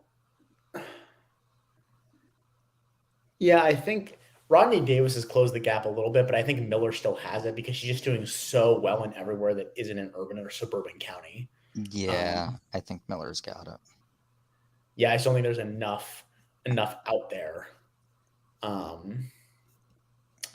Enough out there for Davis. Yeah. Though Madison County, I mean, what is it? Not Madison. Yeah, it will be Madison. Madison's going to be interesting here. Will be interesting. Mark Wayne Mullen kicking up to 46.5% of the vote, so that's a little interesting. There you go.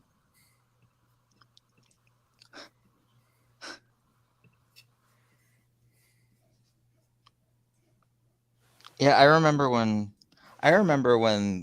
we almost had a competitive primary for governor in New York, and then progressives just gave up. Was that the Zephyr Teachout thing?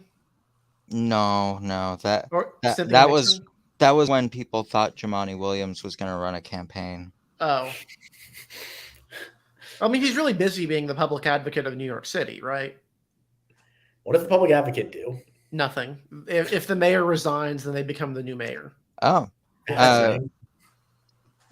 Jonathan, and they all run Ruttenberg on is made in the chat. And they run on a made-up party line, so they just, rather than running on a Republican or Democrat or wherever, they just make up their own party line name. Oh, that's so fun! It's like play pretend for pretend politicians. Yes. Are you a musician? What's he gonna say? Now, Jonathan Reutenberg, are you a musician? We need a theme composed for these midterms. Yes, we have a pitch. Just none of us are musically inclined. I'm No.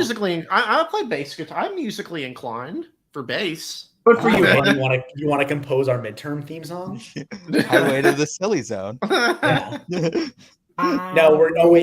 I was gonna say we get DCMA takedown notice, but we won't because it's a parody, so we're good. Yep. Yeah, we're safe. Yeah. Ooh, yeah. Oh, Pueblo came in 76-23 for Lauren Boebert. Yeah, that's it. That's Yeah. the game. Lauren Quorum's Boebert. winning the ski counties, but nothing else. Yeah. Yeah, I mean, I was skeptical that Boebert was actually in trouble. Although it would be infinitely hilarious if she went down the same way Scott Tipton went down. She's getting 80% in all the all the new turf. Oof. Oof.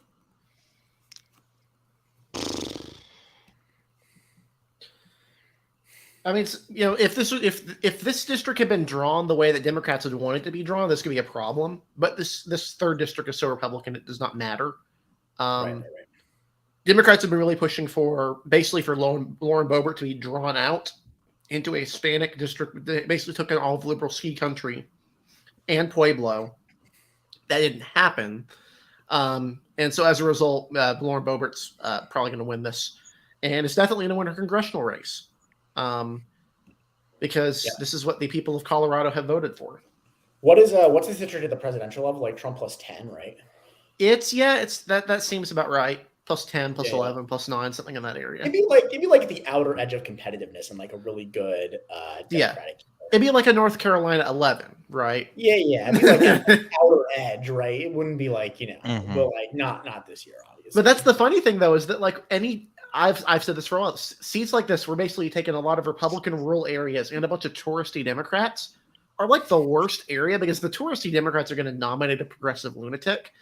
And the Republicans are going to nominate probably someone just as bad. This is why I'm actually kind of down on California 3 as a long-term Democratic target for now, just because the progressive areas of ski country that takes in are going to be so liberal, it might turn off the rest of even the more suburban portions of that third district. Hey, no, South Lake Tahoe is going to run the show. I don't want Lake Tahoe. I mean, they had some cool hockey games there last year. Right? Did you guys see any of that? Lake Tahoe is awesome. The water is so blue. Have you ever seen it? It's like whoa, like this is so blue. It's the only cool part of California. Everything else kind of sucks. Okay. Never been to California. First off, my favorite dim sum place is one of the cool parts of California. That's true. That's fair. There's some really good food and I've never been. Yeah, I've never been to California either. we gotta do like a food what we should do is that you all need to come to Amish land, where I am, and I'll give you guys the full Lancaster County experience, which is diners. A lot of there we have some of the best diners. I'm pretty close to you. I can make that. I've been saying for a while that we need to fund the Decision Desk HQ Elections Daily retreat, which will be definitely focused on job stuff and not just me taking you all to Carowinds. There you go. No, but Hershey Park is better than Carowinds. So. Oh no, Carowinds is the best. Park. I agree the with highest Joe. rated roller coaster in the world. Hershey Park In has the world. chocolate. Hershey Park has chocolate, and we have a bunch of fun rides. So Yes. Do you have the highest rated roller coaster Look, in the world? I We agree don't with need to. Fury, We have but chocolate. we have a better rounded lineup. Crap is like going crazy right now. Like what the hell is going? What the hell? We got a water park. We've got a roller We coaster. have that too. We got more roller coasters. We got more roller coasters. Pretty much everything at Carowinds is Okay. a roller coaster. But Eric, you're missing the crucial question. Do you have chocolate? Yes. We have In your- Chick-fil-A. We have Chick-fil-A. So We do have Chick-fil-A too. We have a Chick-fil-A in Hershey Chick-fil-A is Park. everywhere. At this point. Yeah. Like, We have I Panda worked, Express. I worked at the Chick-fil-A in Hershey Park. That was my first ever summer job. That's what I did. I was a cashier for 3 months. First job. You people are annoying, by the way, when you come to amusement parks, by the way. You people are terrible. Dang tourists. Yeah, I'm going to say, Oh, just from by what the I'm saying way, right now, Andrew Giuliani is now in second place in New York, and Oh. No. has started to pull no. ahead. Lee Zeldin has started to pull ahead because Giuliani was doing great in Staten Island, but Staten Island is 70% in. So it looks like that might be kind of it for him. And Wow. Zeldin, Nassau County drops some early vote, and Zeldin's getting 63%. And obviously he's gonna crush it there and in Suffolk. The question is how Garbarino is going to do upstate, right? I mean, he's from upstate. You would expect him to do fairly well. I don't think he's in the running to win it, but you could get some decent votes from upstate. I would have loved for Rudy Giuliani to run. That would have been explicitly funnier. That would have been amazing. Well, no, I mean, the 2000 Senate race in New York is already a legendary Senate race just because of the Rudy Giuliani stuff that happened then. I mean, yeah, but Rudy Giuliani has gotten far dumber since then. Oh, sorry, Astorino, not Garbarino. Rob Astorino.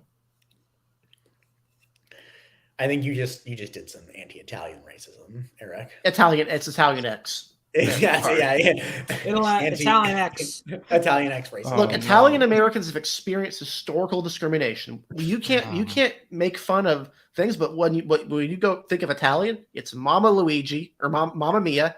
It's pizza. It's a me Mario. No other group. The Italian X discrimination is real. So it looks like I do want to say with the city in, it looks like the worst boroughs for Hochul so far is Queens and Brooklyn.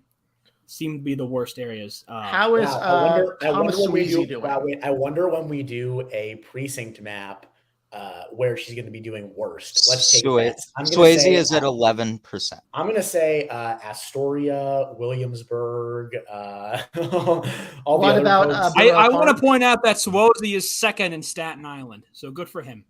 What about Borough Park, for example? Do we have to play taps for Swayze? No, he chose this for himself. We could. I mean, he is an incumbent member of Congress. Yeah, I mean, he deserves it more than Michael Cassidy. He didn't lose a congressional primary. Michael Cassidy wasn't even a representative. So is the CBS information on the second district right? Because it looks like there's like a zillion nominees for the candidates in the second district, and the best performing one is 14.5% of the vote. Yes, but this just seems so perfect that I'm not sure this is accurate because they're just all mathematically about like 0.5% or 2%. No, these are real numbers, Eric. Wait, these are real numbers. In Oklahoma?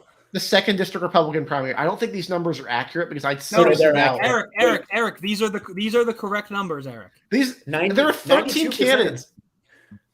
Can I read off the percentages these people have? No, this is absurd. Wait, 92% of the vote in. 4, 5, 6, 7. So I want the 10th place candidate is getting 5% of the vote. I want to be clear. It's gotten so bad that the New York Times is duplicating colors, basically. Like they weren't. But weren't they doing that already? No. That's CNN that does that. New York Times is now duplicating reds. There are two guys that are red because one guy has 5% of the overall vote and is winning a county with 38%, and the other guy has what does he have? 11% of the vote, and he's winning 2 counties. Let me read you the candidate percentages with 92% in. We've got 14.7, a commanding lead. 14.2, 12.6, 11, 9 points, or 7.4, 6.4, 5.5, 3, and 5. That's everyone above 5% right now. And there are 1, 2, 3, 4, 5, 6, 7 candidates winning counties. The silly zone, everybody.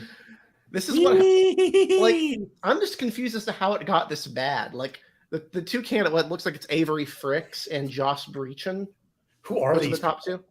I'm going to look up their websites. Avery Fricks is a member of the House of Representatives, is a male Avery, and is Native American. Okay. He's a businessman and builder running for Congress. Yeah, he's Choctaw. Okay, let's meet Avery. I want to meet Avery. Thank you, Avery's website. Okay. Josh Breachin. Yes, Kraz, let's find out if Avery is also an insane conspiracy He's running as a pro-Trump conservative, businessman, a builder, graduate of Muskogee High School, Choctaw Nation, longtime supporter of the NRA. Now let's look up Josh Breachin. Avery is 28. Good for Avery. 28. Okay. I don't know if Josh Breachin for Congress has a website. I just see his Facebook page. So I don't actually see, I don't think his website. He does have a Facebook page. Okay, so let's look at his Facebook page.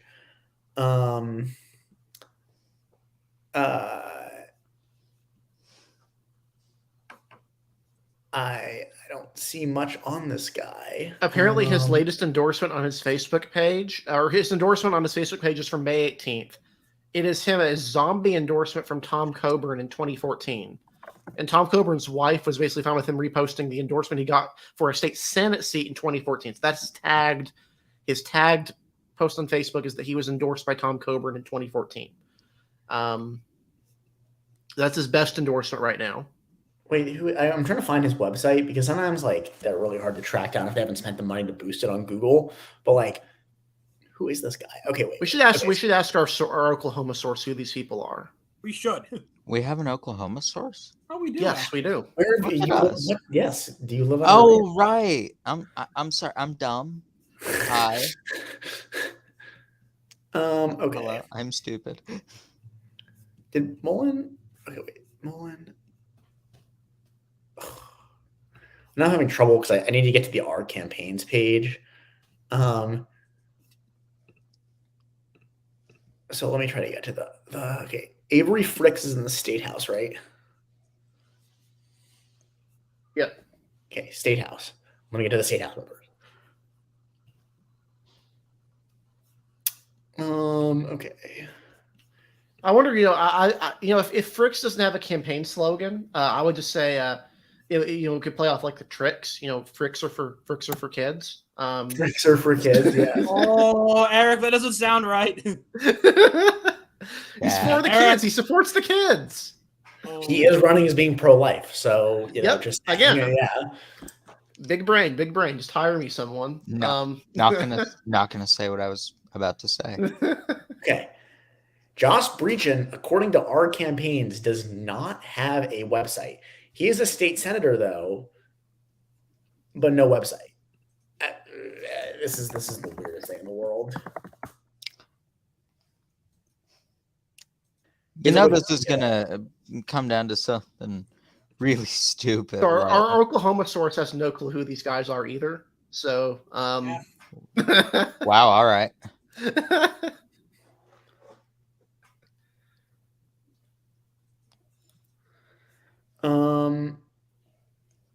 Nothing in for the 5th district, which is the one in Colorado we're really interested in. There are results in other places from there that have shown in Colorado Springs. And Lamphorn seems to have won because there's about 90 people estimating around 90% of the vote in. And Lamborn is around 49, basically right at 50% of the vote, with Dave Williams closest at yeah. Hold on, I'm sorry. I just need to say, apparently Sean Casten is winning the election day vote, the precincts that have come in by more than he won the mail-in precincts. Good God.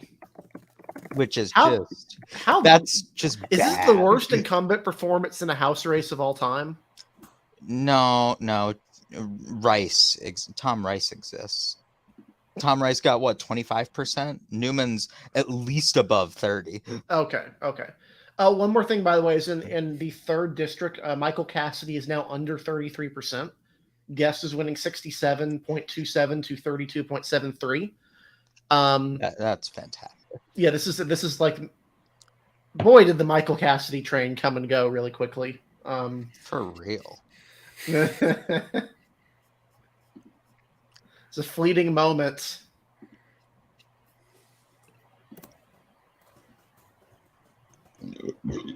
Excuse me, folks. I mean, when you think about it, it's actually not surprising that a a random state senator running for Congress doesn't have a website. It's a little weird. Like, I don't. It's a little weird. Yeah, but it seems weird. That seems questionable. But it was obviously a low-profile race. If our Oklahoma source doesn't know who any of these people are, and none of them are getting above 15% of the vote, this was obviously a race nobody cared about. Yeah, Marie Newman has 37%. She's easily beating out Madison Cawthorn and Tom Rice. Yep. DDHG, by the way, I don't know if we mentioned this on air, but they have projected Lauren Boebert as the winner in the 3rd district. Yeah, that's not That tracks. Rip Democrats going into the GOP primary to vote out Lauren Boebert. No, they're going to be really happy because now they have Boebert as a punching bag and they can just yell at Boebert the whole time. We could have yelled at Boebert anyway. I want to say that Ken Buck's challenger was he was endorsed by the Colorado GOP because those people are morons. And Ken Buck is too liberal for Colorado GOP. And then Ken Buck won 75-25. That's the silly zone. More populist dreams dashed. I will say what's kind of funny about this whole quorum thing.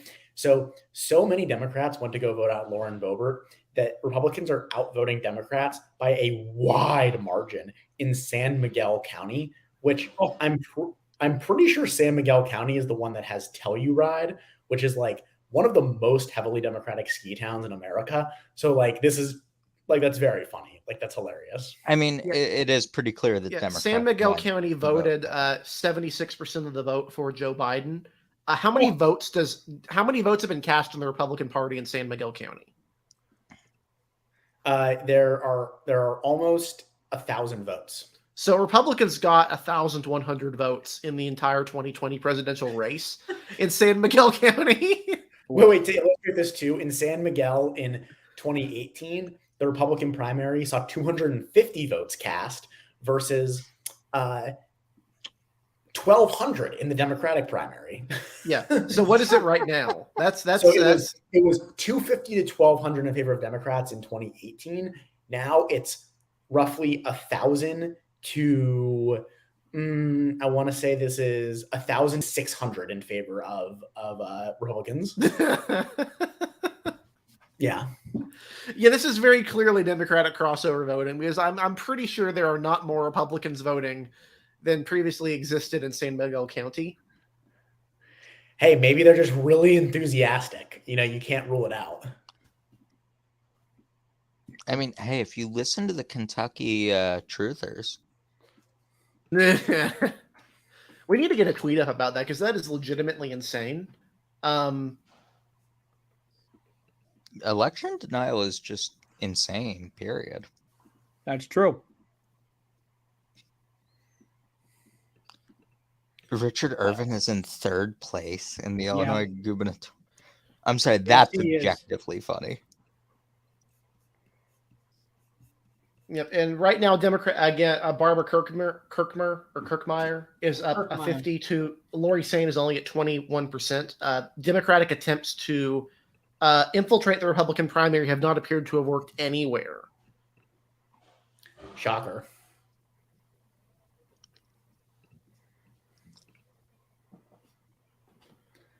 I do find it very hilarious though that Democrats would be outvoting Republicans or would be going to the Republican primary en masse to vote out Lauren Boebert, and it didn't work because that's just objectively funny. Imagine going through all the trouble to change your registration and shit, and then still losing this big. That's pretty funny. Yeah, Irving is not winning any counties. Bailey, I mean, the thing is, Irvin did not run a very good campaign anyway. Bailey, for lack of a better term, Illinois Republicans are very similar to Indiana Republicans. They're broadly very conservative. They're broadly socially conservative in a lot of ways that the rest of Illinois would find unacceptable at this point. So Bailey is very much in line with the sort of politician you would find elected in Indiana. right? He's not nuts. He said some questionable things about the election, but he didn't say it was stolen. He just said he refused to acknowledge Biden won, but he didn't say it was stolen. He didn't go full stop the steal. He's very normal social conservative sort of stuff, so he's not completely off the rail bonkers, but he's way too conservative for Illinois, where you need to win. You need to win every county downstate by large margins. You need to win Chicagoland, all of those counties. And you need to not get utterly pummeled in Cook County. He could win the downstate counties, but he's not the sort of candidate that appeals to Cook County or to the suburban voters. So it's just a very bad fit for the state, really.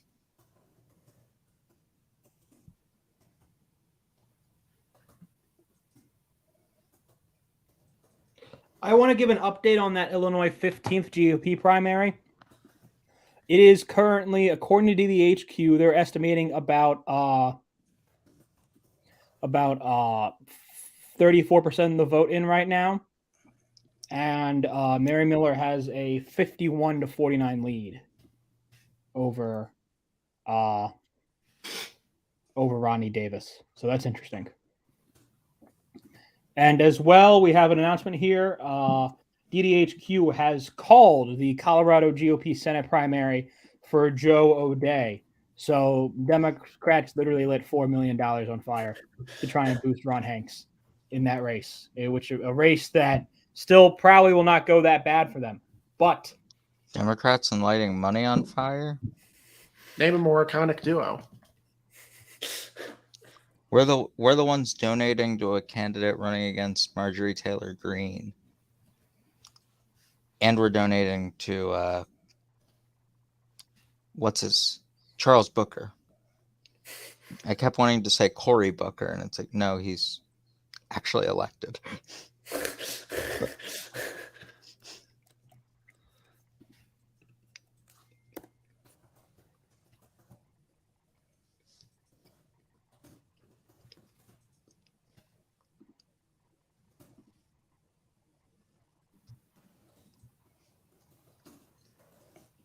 So what are we waiting on? Lee Zeldin has pulled ahead. Yeah, Lee Zeldin has pulled pretty well ahead here. So looks like he might be the one to face Kathy Hochul. Not sure he has a super strong chance, but he's better than the other guy, Andrew Giuliani. Yeah, he's probably way better. I would say he's way better than Andrew Giuliani, because Andrew Giuliani's a a bleeping moron. That's me putting it nicely. Hey, be nice. No, I don't. But no, I mean, am I wrong? Come on. Yeah, I don't know. You know what Lee Zeldin called him during their debate? I watched the debate. You watched that? Yeah, I watched that debate. Lee Zeldin was like, it was hilarious. Lee Zeldin was like, basically said that Giuliani was a coffee boy. He literally called him a coffee boy in the White House. He was like, all you do, go be a coffee boy in the White House, and now you're trying to come in here and run for governor. Unbelievable banter, calling him a coffee boy. That's fantastic. That's England level nonsense, right? That is some England level back and forth right there. I like that. Didn't we talk about this a couple of weeks about how we need to have our elections more like England's, where we line all the candidates up after a race is called. Oh, yes. And we have to have them all stand there as the race is called. That would be bad. That would be fun. That would be fun. I am very down for that.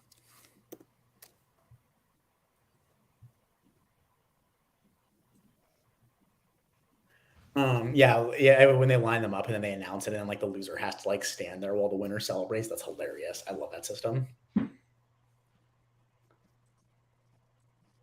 Fun times. So Kevin Stitt won. So man, look at Oklahoma. Man, Oklahoma's 0-2. Man, this is just funny. I legitimately thought this was test results when I was looking at it at first. I'm like, this is just the mathematical consistency of just it going just down slowly. Usually it's there's a couple candidates at the top, and then it goes down. But no, the top candidate here has not even 15% of the vote, and like it just kind of going down 1% or 2 for every single person down the list. It's kind of ridiculous. I want to know how they were listed on the ballot order, though. Is Avery Fricks ahead because his name starts with an A and they list everything? Like, I really don't know. I don't know. We have to ask the source. He doesn't even know any of these people. So, if it's about a ballot question, you can ask him.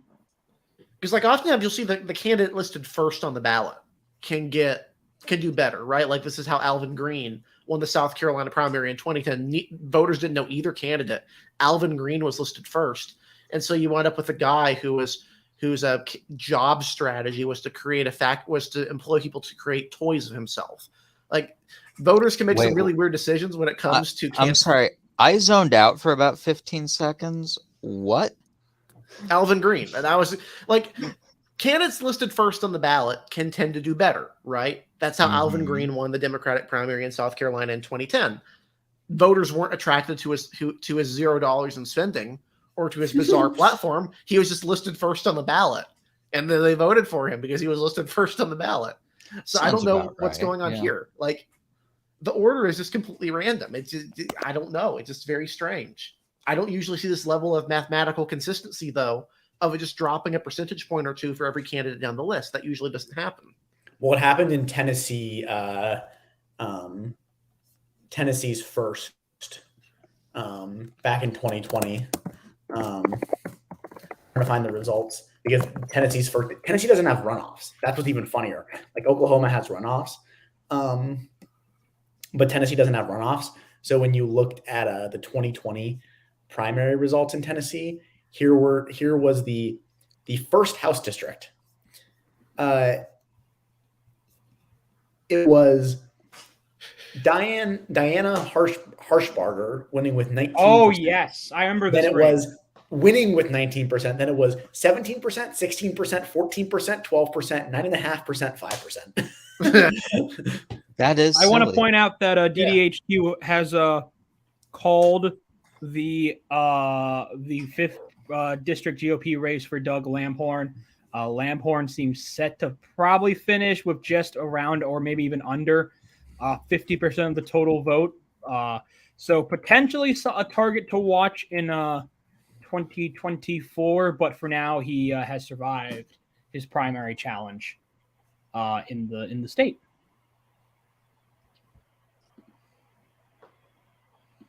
And Utah closes in 3 minutes. Are we watching anything in Utah? We're watching to see races. if people are stupid, basically.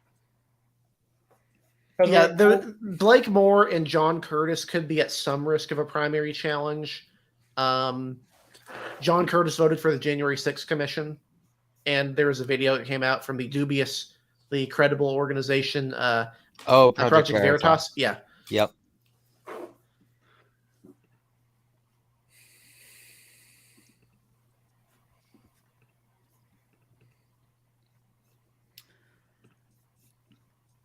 Didn't Stephanie Bice voted for the January 6th commission, right? Yep, that's one we're going to be watching as well. But she's winning easily. Oh, okay, so she's not at risk. Yeah. Okay. Well, Bice, I'm just saying, she's winning with 70%. So okay, yeah. Huh, that's interesting. I thought I needed to remember to pay attention to that because I thought that would be a little worse. But yeah Curtis also has like some residual distrust because he used to be a Democrat, and not just any Democrat, but like a party leader Democrat in Utah, which is just generally like not good. Right. Yeah, Guest voted for the January 6th commission. I will say things are not looking very good for Rodney Davis in Illinois. No. He's losing by 5% right now, and I don't think that's going to get better for him. Davis is the more moderate of the two choices. The way the map had previously been drawn is there was room for a moderate Republican in downstate Illinois. Democrats have now basically just drawn themselves out of having any cooperation with downstate. So just a clean split there, because the remaining downstate Republicans are going to be extremely conservative. With the exception maybe if Republicans are able to flip the 17th district or if the 13th district is competitive. Those would be, but the other three, like, we used to have like Darren LaHood. Like, you used to have really, really moderate, sort of, at least on transportation issues and some other, economic stuff, Republicans here. way more moderate than you'd expect from downstate Illinois. That's done if Miller loses. That's just completely done. If Miller wins. If Miller wins, yeah. I want to say polls have now closed in the state of Utah. It's 10 o'clock Eastern time. Polls have closed in Utah. So I'm see looking if anything interesting happens there. I'm looking at Jackson Lemire's website. He was challenging Lankford, and his main platform was that Lankford didn't have enough of a spine on January 6th. What does that even mean? It said Lankford said what we all knew. There was significant fraud in 2020. He gave us his word he would object to certifying the fraud on January 6th, but when the day came and we needed him most, Lankford flip-flopped like a fish out of water and caved like a coward to certify a lie. That's on his website. Well, I mean, Lankford is an opportunist. Well, I think Lankford's like what's the scuttlebutt on Lankford, that he's like more moderate than he lets on? He's moderate. He's like a Tim Scottish sort of Republican. He's very social. He's very, very, very socially conservative. Right. But in like an old school sense, like he's not a conservative in the sense you would expect a social conservative today to be, where they're kind of combative and aggressive. He kind of leans more into like the Christian-y sort of side of things, pro-life, like more what you would expect like of a old school sort of social conservative. So he's not a flashy person. He's not a flashy representative, senator. And of course he alienated the Trump people clearly he didn't alienate the Trump people, because Jackson Lemire is doing horribly, but he alienated the online Trump people by, not buying into the election nonsense. Though I will say, with 30% of the vote, a Trump endorsement might have helped. Trump was never going to endorse. I mean, there's been a bunch of these sort of kooky people that have gotten about 30%. No, he never would have. But I don't think 30% is their upper limit. That's all I meant. I mean, Trump had no real reason to go against Lankford. Lankford is really inoffensive as far as senators go. Mm-hmm. I'll never know why he didn't endorse against DeWine. Because the only candidate he thought would be competitive was Renacci, and Renacci was not campaigning. And again, it's still hilarious that Blystone won more counties than him. Imagine if we had Governor Blystone. The thing is, Governor Blystone would be fairly normal, like as far as Midwestern Republican governors go. It's not like he's literally like a January 6th participant, like a certain Michigan gubernatorial potential, nominee, or like the Pennsylvania. Yeah, or what's his name, the Michigan guy, Leperno, who for Republicans is a credible nominee. They could be going up against Dana Nassel because she has utterly botched the Flint, Michigan investigation. Like completely and totally botched to the point where there's not going to be no indictments, and that's on her office. The fact that you can't get indictments is insanity. It's on her. It's not on her unexpected office here, but DDHQ has projected that Lee Zeldin will be the Republican nominee for New York governor race. So no, I mean Zeldin is running still a relatively right-wing campaign, but no true nonsense from New York primary voters tonight. But we can get that Cuomo if we get that independent run from Cuomo. Come on, Andy. Come on, Andy. You want to do it. You want to do it. Prove yourself innocent, buddy. The really Giga Chad move would be to run with the Women's Equality Party ticket. That would just be the party that he created. He's not. He is not above it. He is not even. Did Chris finally get fired from CNN?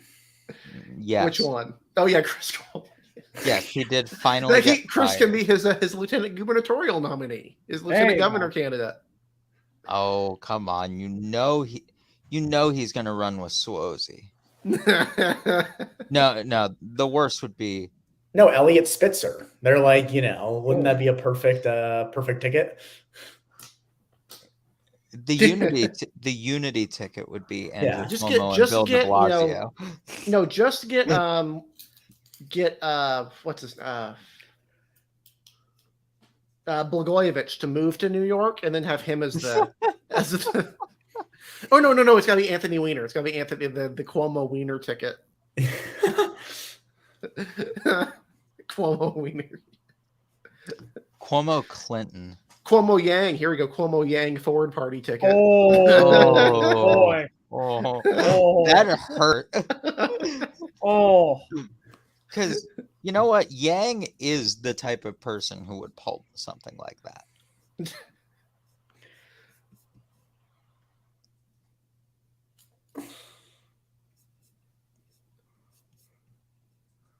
Darren Bailey is up to 56% of the vote right now, by the way, in Illinois. I wonder if is it theoretical to argue that maybe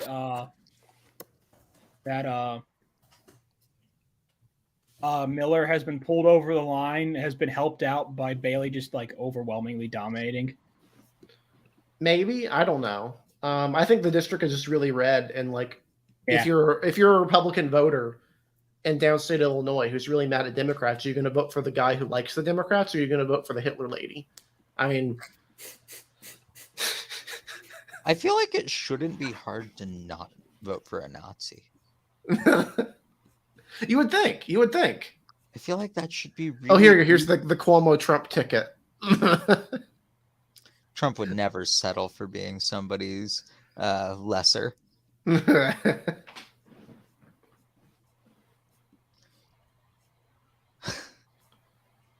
How's that Danny Davis race going, though? Stagnant, 51-46. Yeah. The People's Congressman. At this point, I feel pretty comfortable saying it's going to be Danny Davis. That Chicago proper margin is not shrinking. It has stayed 51-46 roughly pretty consistently. So unless something weird happens with the other 46% of the precincts, I feel pretty comfortable saying it's going to be Danny Davis. So, Kraz, you know what I want to see? I want you to look at the Senate and gubernatorial precincts for San Miguel, for those ski country counties, and compare them, because the moderate Republicans are winning those counties and they have like 900 votes in. So it's not small margins. Are the liberals voting for the more crazy conservative in that race, or are they actually voting for the moderate? I'm genuinely not sure. I think they're probably, but there's a lot of undervote in those counties. Like I was looking, like I think in the Secretary of State primary, there's 250. Okay, San Miguel still got 600. San Miguel still got well, so there's 700 votes in the Secretary of State primary, but there's almost 1,000 in the congressional primary. So like there's clearly a fairly sizable undervote. But I would assume like if Quorum and Pam Anderson are both winning big there, I assume they're voting for the moderates up and down. Yeah. So my guess right now is how old is Danny Davis? At Pretty least old. In his 80s. This is his 13th term. Oh, that's small cakes for a congressman. Yeah, I don't like term limits, but man, 13 terms just feels wrong. I mean, look, when you're the people's congressman like he is, you can serve in Congress for as long as you want. Danny Davis assumed office. Danny Davis assumed office before I was born. He is at 80. He's 80. Oh. I think he probably retires. Yeah. In 24. He was formerly a DSA member. And then he left the DSA relatively soon after he joined Congress, I believe. No, so my guess is Danny Davis retires in 2024. Apparently, Davis claims he turned down an offer to be appointed to the Senate to replace Obama, which, for what it's worth, he also has some ties with the Moonies, the religious organization. the Tamil Tiger terrorist group in Sri Lanka, and Luis Farrakhan. So, Interesting. And he runs terrible ads. he could have been the people's senator. We were this close. We were on the verge of glory. A people's senator. He also voted against counting Ohio's electoral votes. Yes, because that was a thing. I will say it looks like that Mark Wayne Mullen and T.W. Shannon are going to go into a runoff. There's about 70% of the vote in Oklahoma, and Mullen is hovering around 45% right now. It's hard for me to see him getting over 50 currently.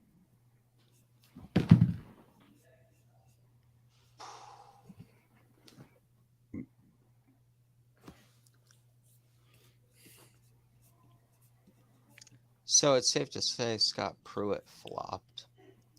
Oh, who knew? The corrupt guy flopped? Oh, my goodness. What was he Okay. running for? Senate in The Oklahoma. He was running for that special election Senate seat right there.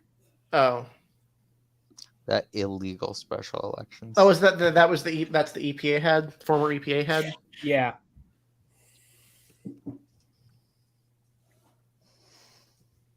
I mean, he has a better claim to be able to run than just random ambassador to like Denmark or something.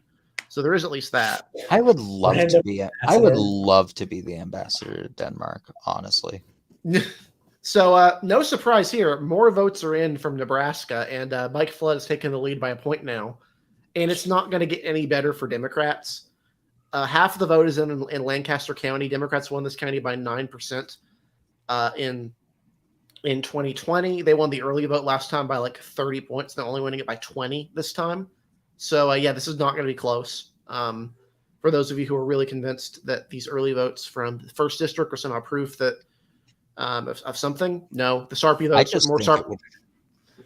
I just think it would have been really funny. I mean, this is an illegal district anyway, so like it should not be allowed to stand this election result. But what can you do? Does anyone know why the Oklahoma Attorney General is currently losing? To a Democrat.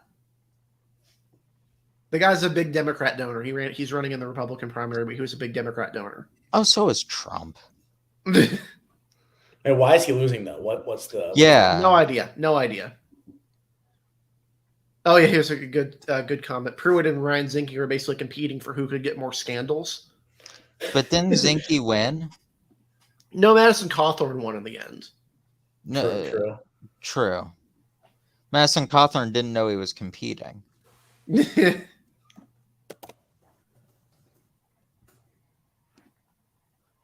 He was appointed. That would be why. Yeah, appointed nominees can tend to do more poorly for Martha McSally. state level offices.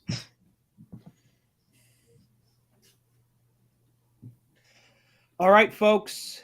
It is officially time. Decision Desk HQ has called Mississippi's 4th Congressional District for Sheriff Mike Ezell, which means Rip. officially by DDHQ numbers, he becomes the second incumbent congressman to fall tonight. So if we may all please prepare to pay our respects.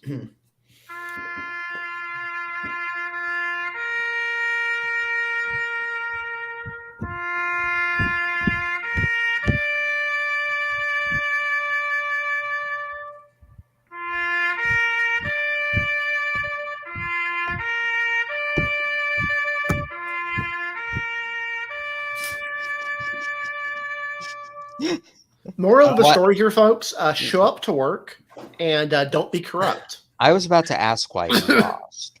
Yeah, He was corrupt. He didn't show up to work. Yeah, Eric answered that really succinctly before he even knew what my question was. He was the biggest proxy voter. I think he's just been exclusively proxy voting for the better part of like the entirety of proxy voting since it was instituted, and has also not been operating local offices. This has been pretty abysmal. To be fair, I do think we should allow a little more flexibility for voting. But he's not doing it so he can be back home with his constituents. He's just doing it because he doesn't want to go to work. Honestly, that's a mood.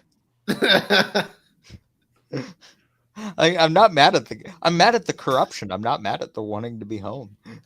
If I could vote from home, I would. We're going to go right back to it, folks. DDHQ has now projected that Mary Miller will defeat Ronnie Davis in the Illinois. Boot it up. A big victory for, I'm not going to say it. For Nazis. So, in that regard here, may we pay respect to Ronnie Davis as he falls on the night.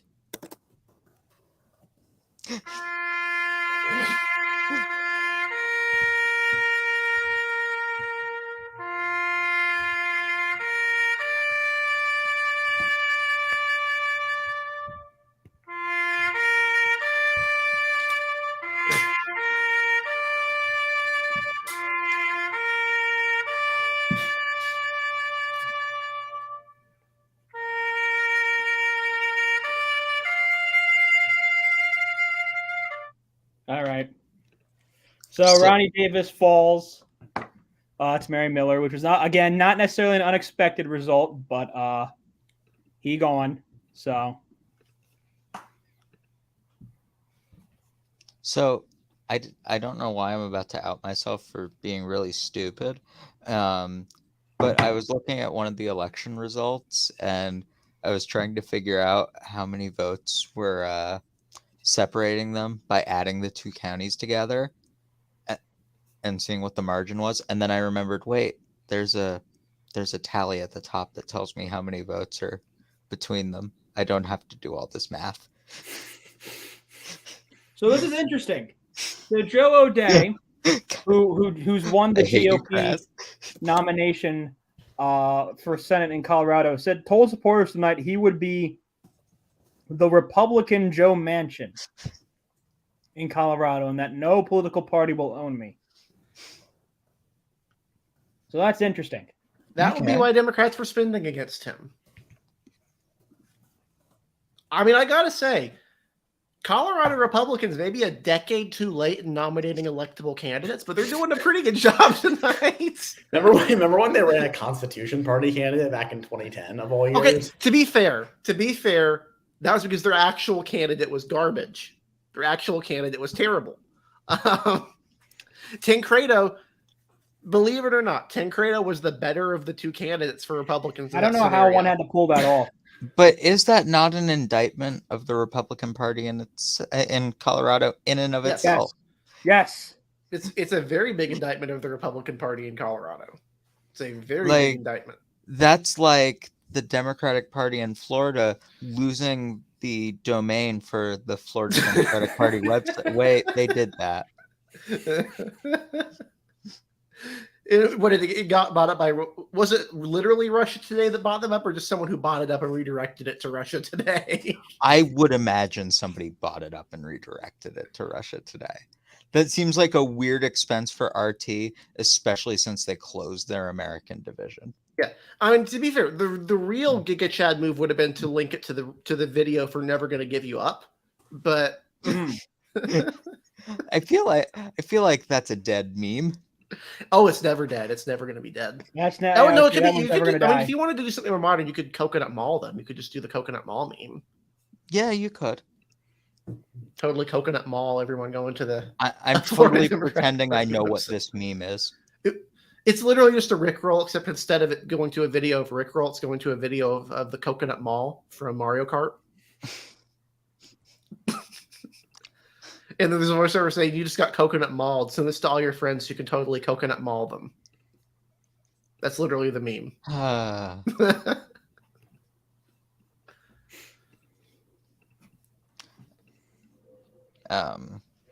Nothing from Utah yet? Oh no, we got something from Utah. We've got second district results. But at least what I'm seeing. I don't think we've got anything from the third or fourth yet on the decision desk. I'm seeing them in other places, though. In the first district, Blake Moore's winning pretty handily with about 38% expected in. He's winning 60-27 over his closest candidate.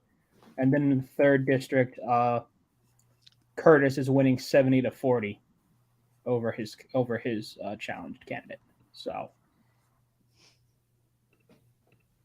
That's probably. I don't think we're going to see anything out of either of those two states tonight. So that means we're probably getting relatively close to wrapping up tonight, guys.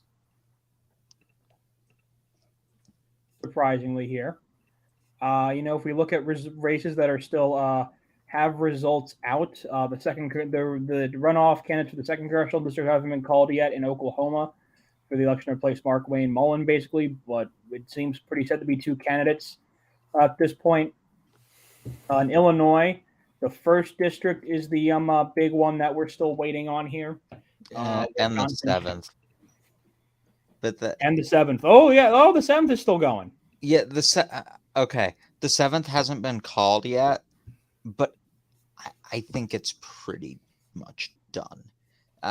This has been since about 30% of the vote was in, or since that big drop in the Cook suburbs, this has been a 51-46 race, and it has not changed. I don't see any reason to expect that what's left is going to be any better for Kina Collins.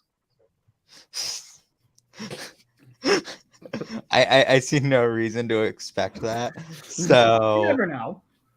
You never know, but I see no reason to expect it.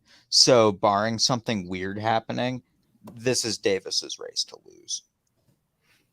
And I can't exactly say that I would be optimistic that a rematch would go much better. Kina Collins outraised, outspent, and caught Danny Davis asleep at the wheel and is still down by 5. It's not a bad performance, but it's not a performance that I could see her improving upon. Her mistake was going up against the people's congressman. Let's be real here.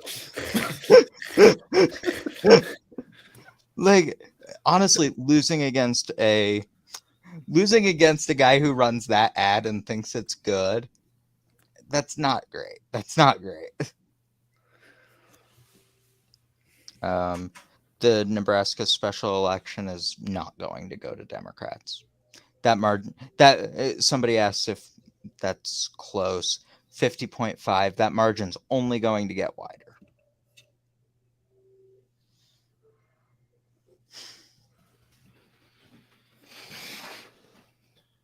No, the Nebraska special election is not close. It's all the early votes for the Democrats are in, and everything else is Republican. This is not going to be close. Sarpy already flipped. Lancaster is going to swing back. This is the Trump plus 11 seat now. Yes, 69% of the vote is in from Lancaster. There are some interesting. I do want to do some interesting Utah roundup here. So in Utah, there's a bunch of primary challenges to sitting congressmen. 2 are from their right, and 2 are actually from their left, more moderate Republicans. So in the first district, Blake Moore is beating his more conservative challenger 60-25. In the second district, Stewart is beating his more moderate challenger 64-36. In the third, Curtis is beating his more conservative challenger 72-28. That one is not going to be particularly close. And then in the fourth, Owens is beating his more moderate challenger 60-40. So it looks like they're well, so it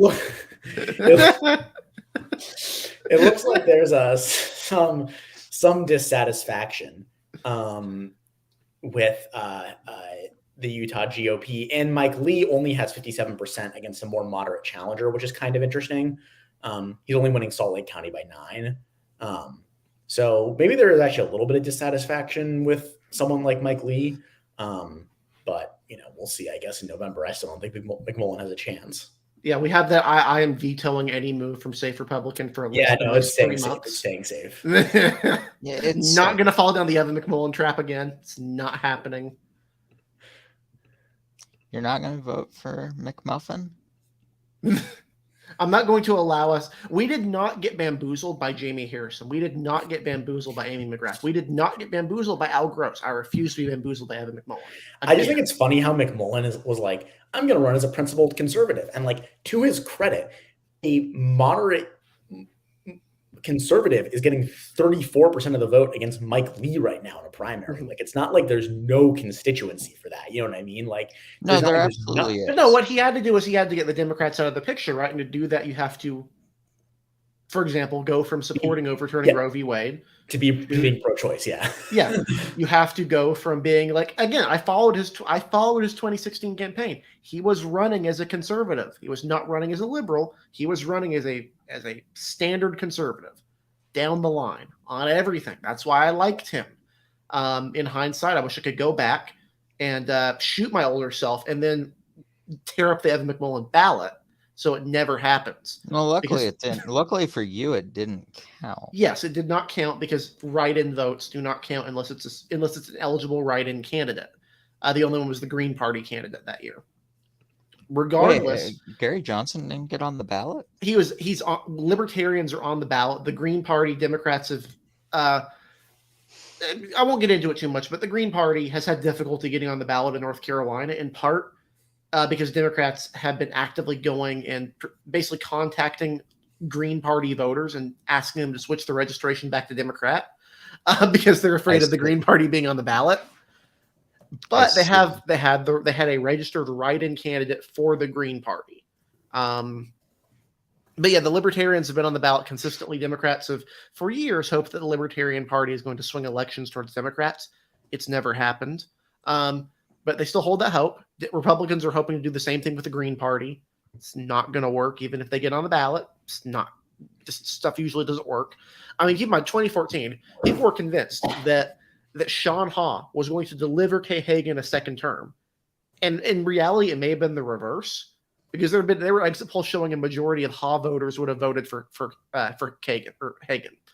But yeah, that's just my little rant on. But yeah, basically the gist of it: McMullen ran as a conservative. Then he spent the next 4 years grifting, for lack of a better term, not paying his vendors, and then basically going to the Lincoln Project sort of wing of the existence. And then now he's trying to run as a Democrat, but not as a Democrat, but with Democratic support, while still trying to pretend he's conservative. It's very odd. I just don't understand. I just wonder where Mindy Finn went, because I wonder where Mindy Finn went. Mindy Finn was his vice presidential nominee. I haven't heard anything from her since. I mean, I'm just confused why he would need to make any policy concessions to Democrats. Like, I mean, Democrats don't have a hand to play in Utah, right? They can't win statewide. So, like, all you got to do is be like, yeah, like, I'm going to be the better option than Mike Lee for you, right? And like, yeah, I'll be conservative, but, I'll be establishment and I'll be more moderate. And Democrats have to say yes. Like, what are they going to say? Like, no, we're going to run a candidate that's going to get 19% of the vote. Like, it's just like, I don't know. Yeah. Like, why would you ever even make policy concessions? I mean, it's the same problem Democrats had in Kansas, right? I think part of it is what people genuinely don't get about running independent stealth candidates is you have to make policy concessions. I actually think there is a reasonable case to be made. Republican undervoters in 2018 kept Poizner from losing only by 1 or 2%. If you look at it, there is a substantial Republican undervote in that race, even though Poizner was effectively the Republican nominee, was endorsed by all the Republicans, literally Republican in every area except for name. There were the margin of undervotes in that race was higher than the margin of victory in that race. I don't think he would have won if every Republican voted down ballot, but it's like people want to vote for their party's nominee more than anything. Right. If the choice is between voting for Evan McMullen, who is just a conservative, but he's nicer about it, or Mike Lee, who is just a conservative, like, to us, an informed political observer could look at that and be like, yeah, well, the obvious choice is McMullen. Like, he's less Trumpy and he's probably nicer. The Democrats are going to look at that like, well, they both have the same views on abortion and on LGBT issues. They're going to vote for the same economic policy. They're going to vote for literally everything identically 90% of the time. Yeah, why am I voting for McMullen? Yeah. You got to have some deliverables. So The problem though is it's the same thing in these these independent versus Dem or independent versus Republican races in California is you lose that party ID, but also the more votes you try to get from the other party, the less votes you're going to get from your party. This is why the Democrat, if there's a Dem versus Dem race in California, it almost always goes to the party machine endorsed candidate, because they're going to be the ones driving all the support. The other candidate is going to have to desperately ask for Republican support. And the moment you do that is the moment they can go use that against you. Here, Democrats don't have a card to play, but the Democrats that do exist in Utah are very liberal. They're very, very liberal. They're all in Salt Lake City. Most of them are Protestant. They're not Mormon. Most of them are Protestant, which is a religious divide that's very significant in Utah politics. Many of them are in ski country. They nominated a transgender candidate for Senate in 2016, which I think people forget about that. Like, that was a pretty big deal. Like, these are very, very liberal Democrats. Oh, that's right. Even I forgot that. Yeah. So you're trying to get people who are very, very liberal to vote for a Republican who was Republican on everything except liking Trump. That's not going to work. Yeah, it's a flawed strategy from the jump. The problem is the alternative is you have that person pretend to be liberal or moderate, run on an independent label, still have to appeal to Republicans because this is a 70-30 Republican state or 60-40 Republican state at worst. Why didn't okay, I know the answer to this I also just want to push ask back on the Utah numbers a little bit, just because I want to. Lee's doing pretty well in Utah County, which hosts Provo. Utah's a big deal. That's a bigger deal than Salt Lake. That's a pretty good sign right now. If he's doing okay there, and if he doesn't have any issues there in Provo, then he's not going to have any issues in November, quite honestly. Salt Lake is weird, and there's actually a lot of voters there who vote Democratic for president but vote Republican down ballot. I believe Cox won the county in 2020. I think Romney won it in 2018. I think it was one in 2016, I think. Like, it's a weird county. I have a strategic question. Why didn't that I'm pretty sure I know the answer to. Why didn't McMullin just run in the Republican primary? Because he lost all his credibility over the last 4 years. Mm-hmm. He has a record now. He has a record of aggressively not. He's like in the Heath Mayo wing of the Republican Party, right? I'm not going to vote for a Republican in any scenario that supported Trump in any way whatsoever. That's a very principled position to take. It's also a very unpopular position if you're a Republican. Yeah, but it's a less doomed campaign than running as an independent. It's we're dealing with bad scenarios here all around, right? Well, yeah, but we're not talking about a guy making a super rational political calculation. Mm-hmm.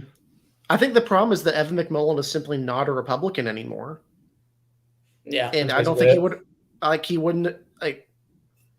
he wouldn't know. I don't know.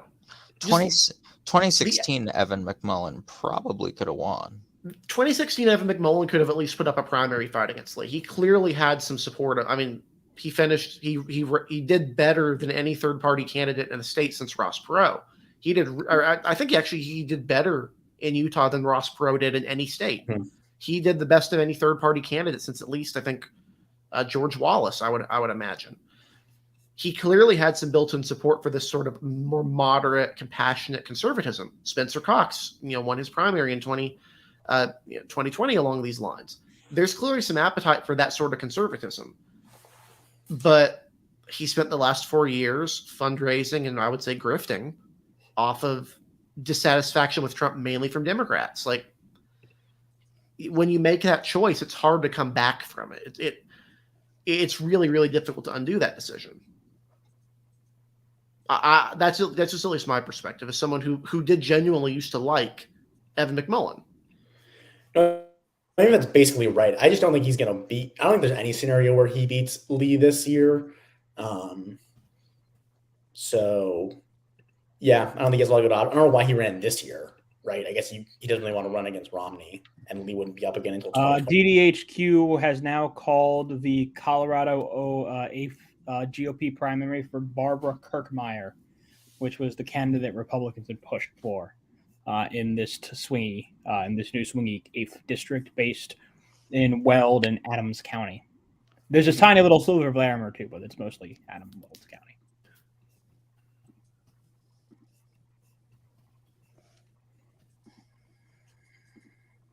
Yeah, like his ideal path, right, would have been to spend the next 2 years as a Trump skeptical Republican in Utah, not anti-Republican, but just skeptical of Trump. Then he could have run in 2018 for that open seat, had a chance at it, instead of Mitt Romney, right? That I think there were some Republicans who probably would have been more open to someone who's from the state of Utah. That probably would have been the ideal path if he wanted to get into public office, but that's not the path he took. The path he took was not paying his vendors and then spending the next 4 years grifting like the Lincoln Project. I'm going to call it grifting because that's what it was. No, it was. I will not argue with that. I was one of the people most annoyed with the Lincoln Party. Lincoln Project, yeah. Them too. I mean, we know you don't like the Lincoln. We know you don't like the Lincoln Party either. To be clear, No, not a fan of the Lincoln Party. Do we have any more results coming in? I mean, Colorado's almost entirely counted. No. Yeah, I Illinois mean, we're pretty much done for the night. I think we're gonna wrap up here around 10:45. We can wrap up here in about 4 minutes at 10:40 here. Yeah, that probably works. There's not much left to go here. I can only talk about Evan McMullin so much before I genuinely get angry. I don't know a single Evan McMullin voter who is proud of their Evan McMullin vote.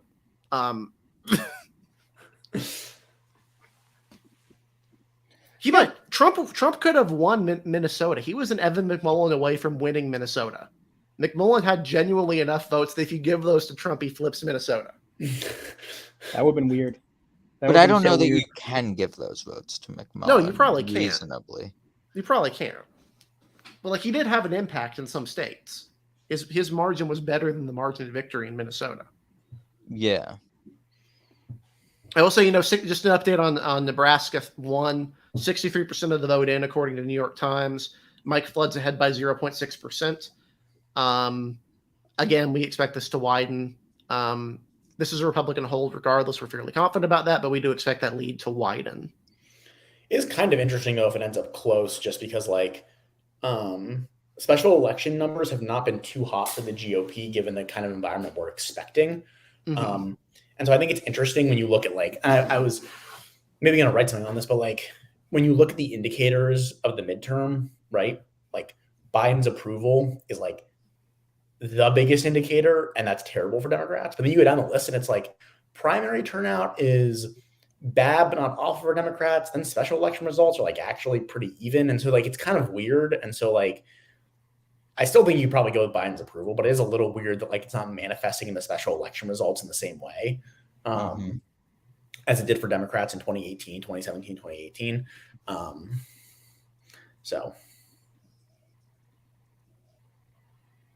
Oh yeah, there's more votes in from Nebraska, and Flood is now at 51.2 to 48.8.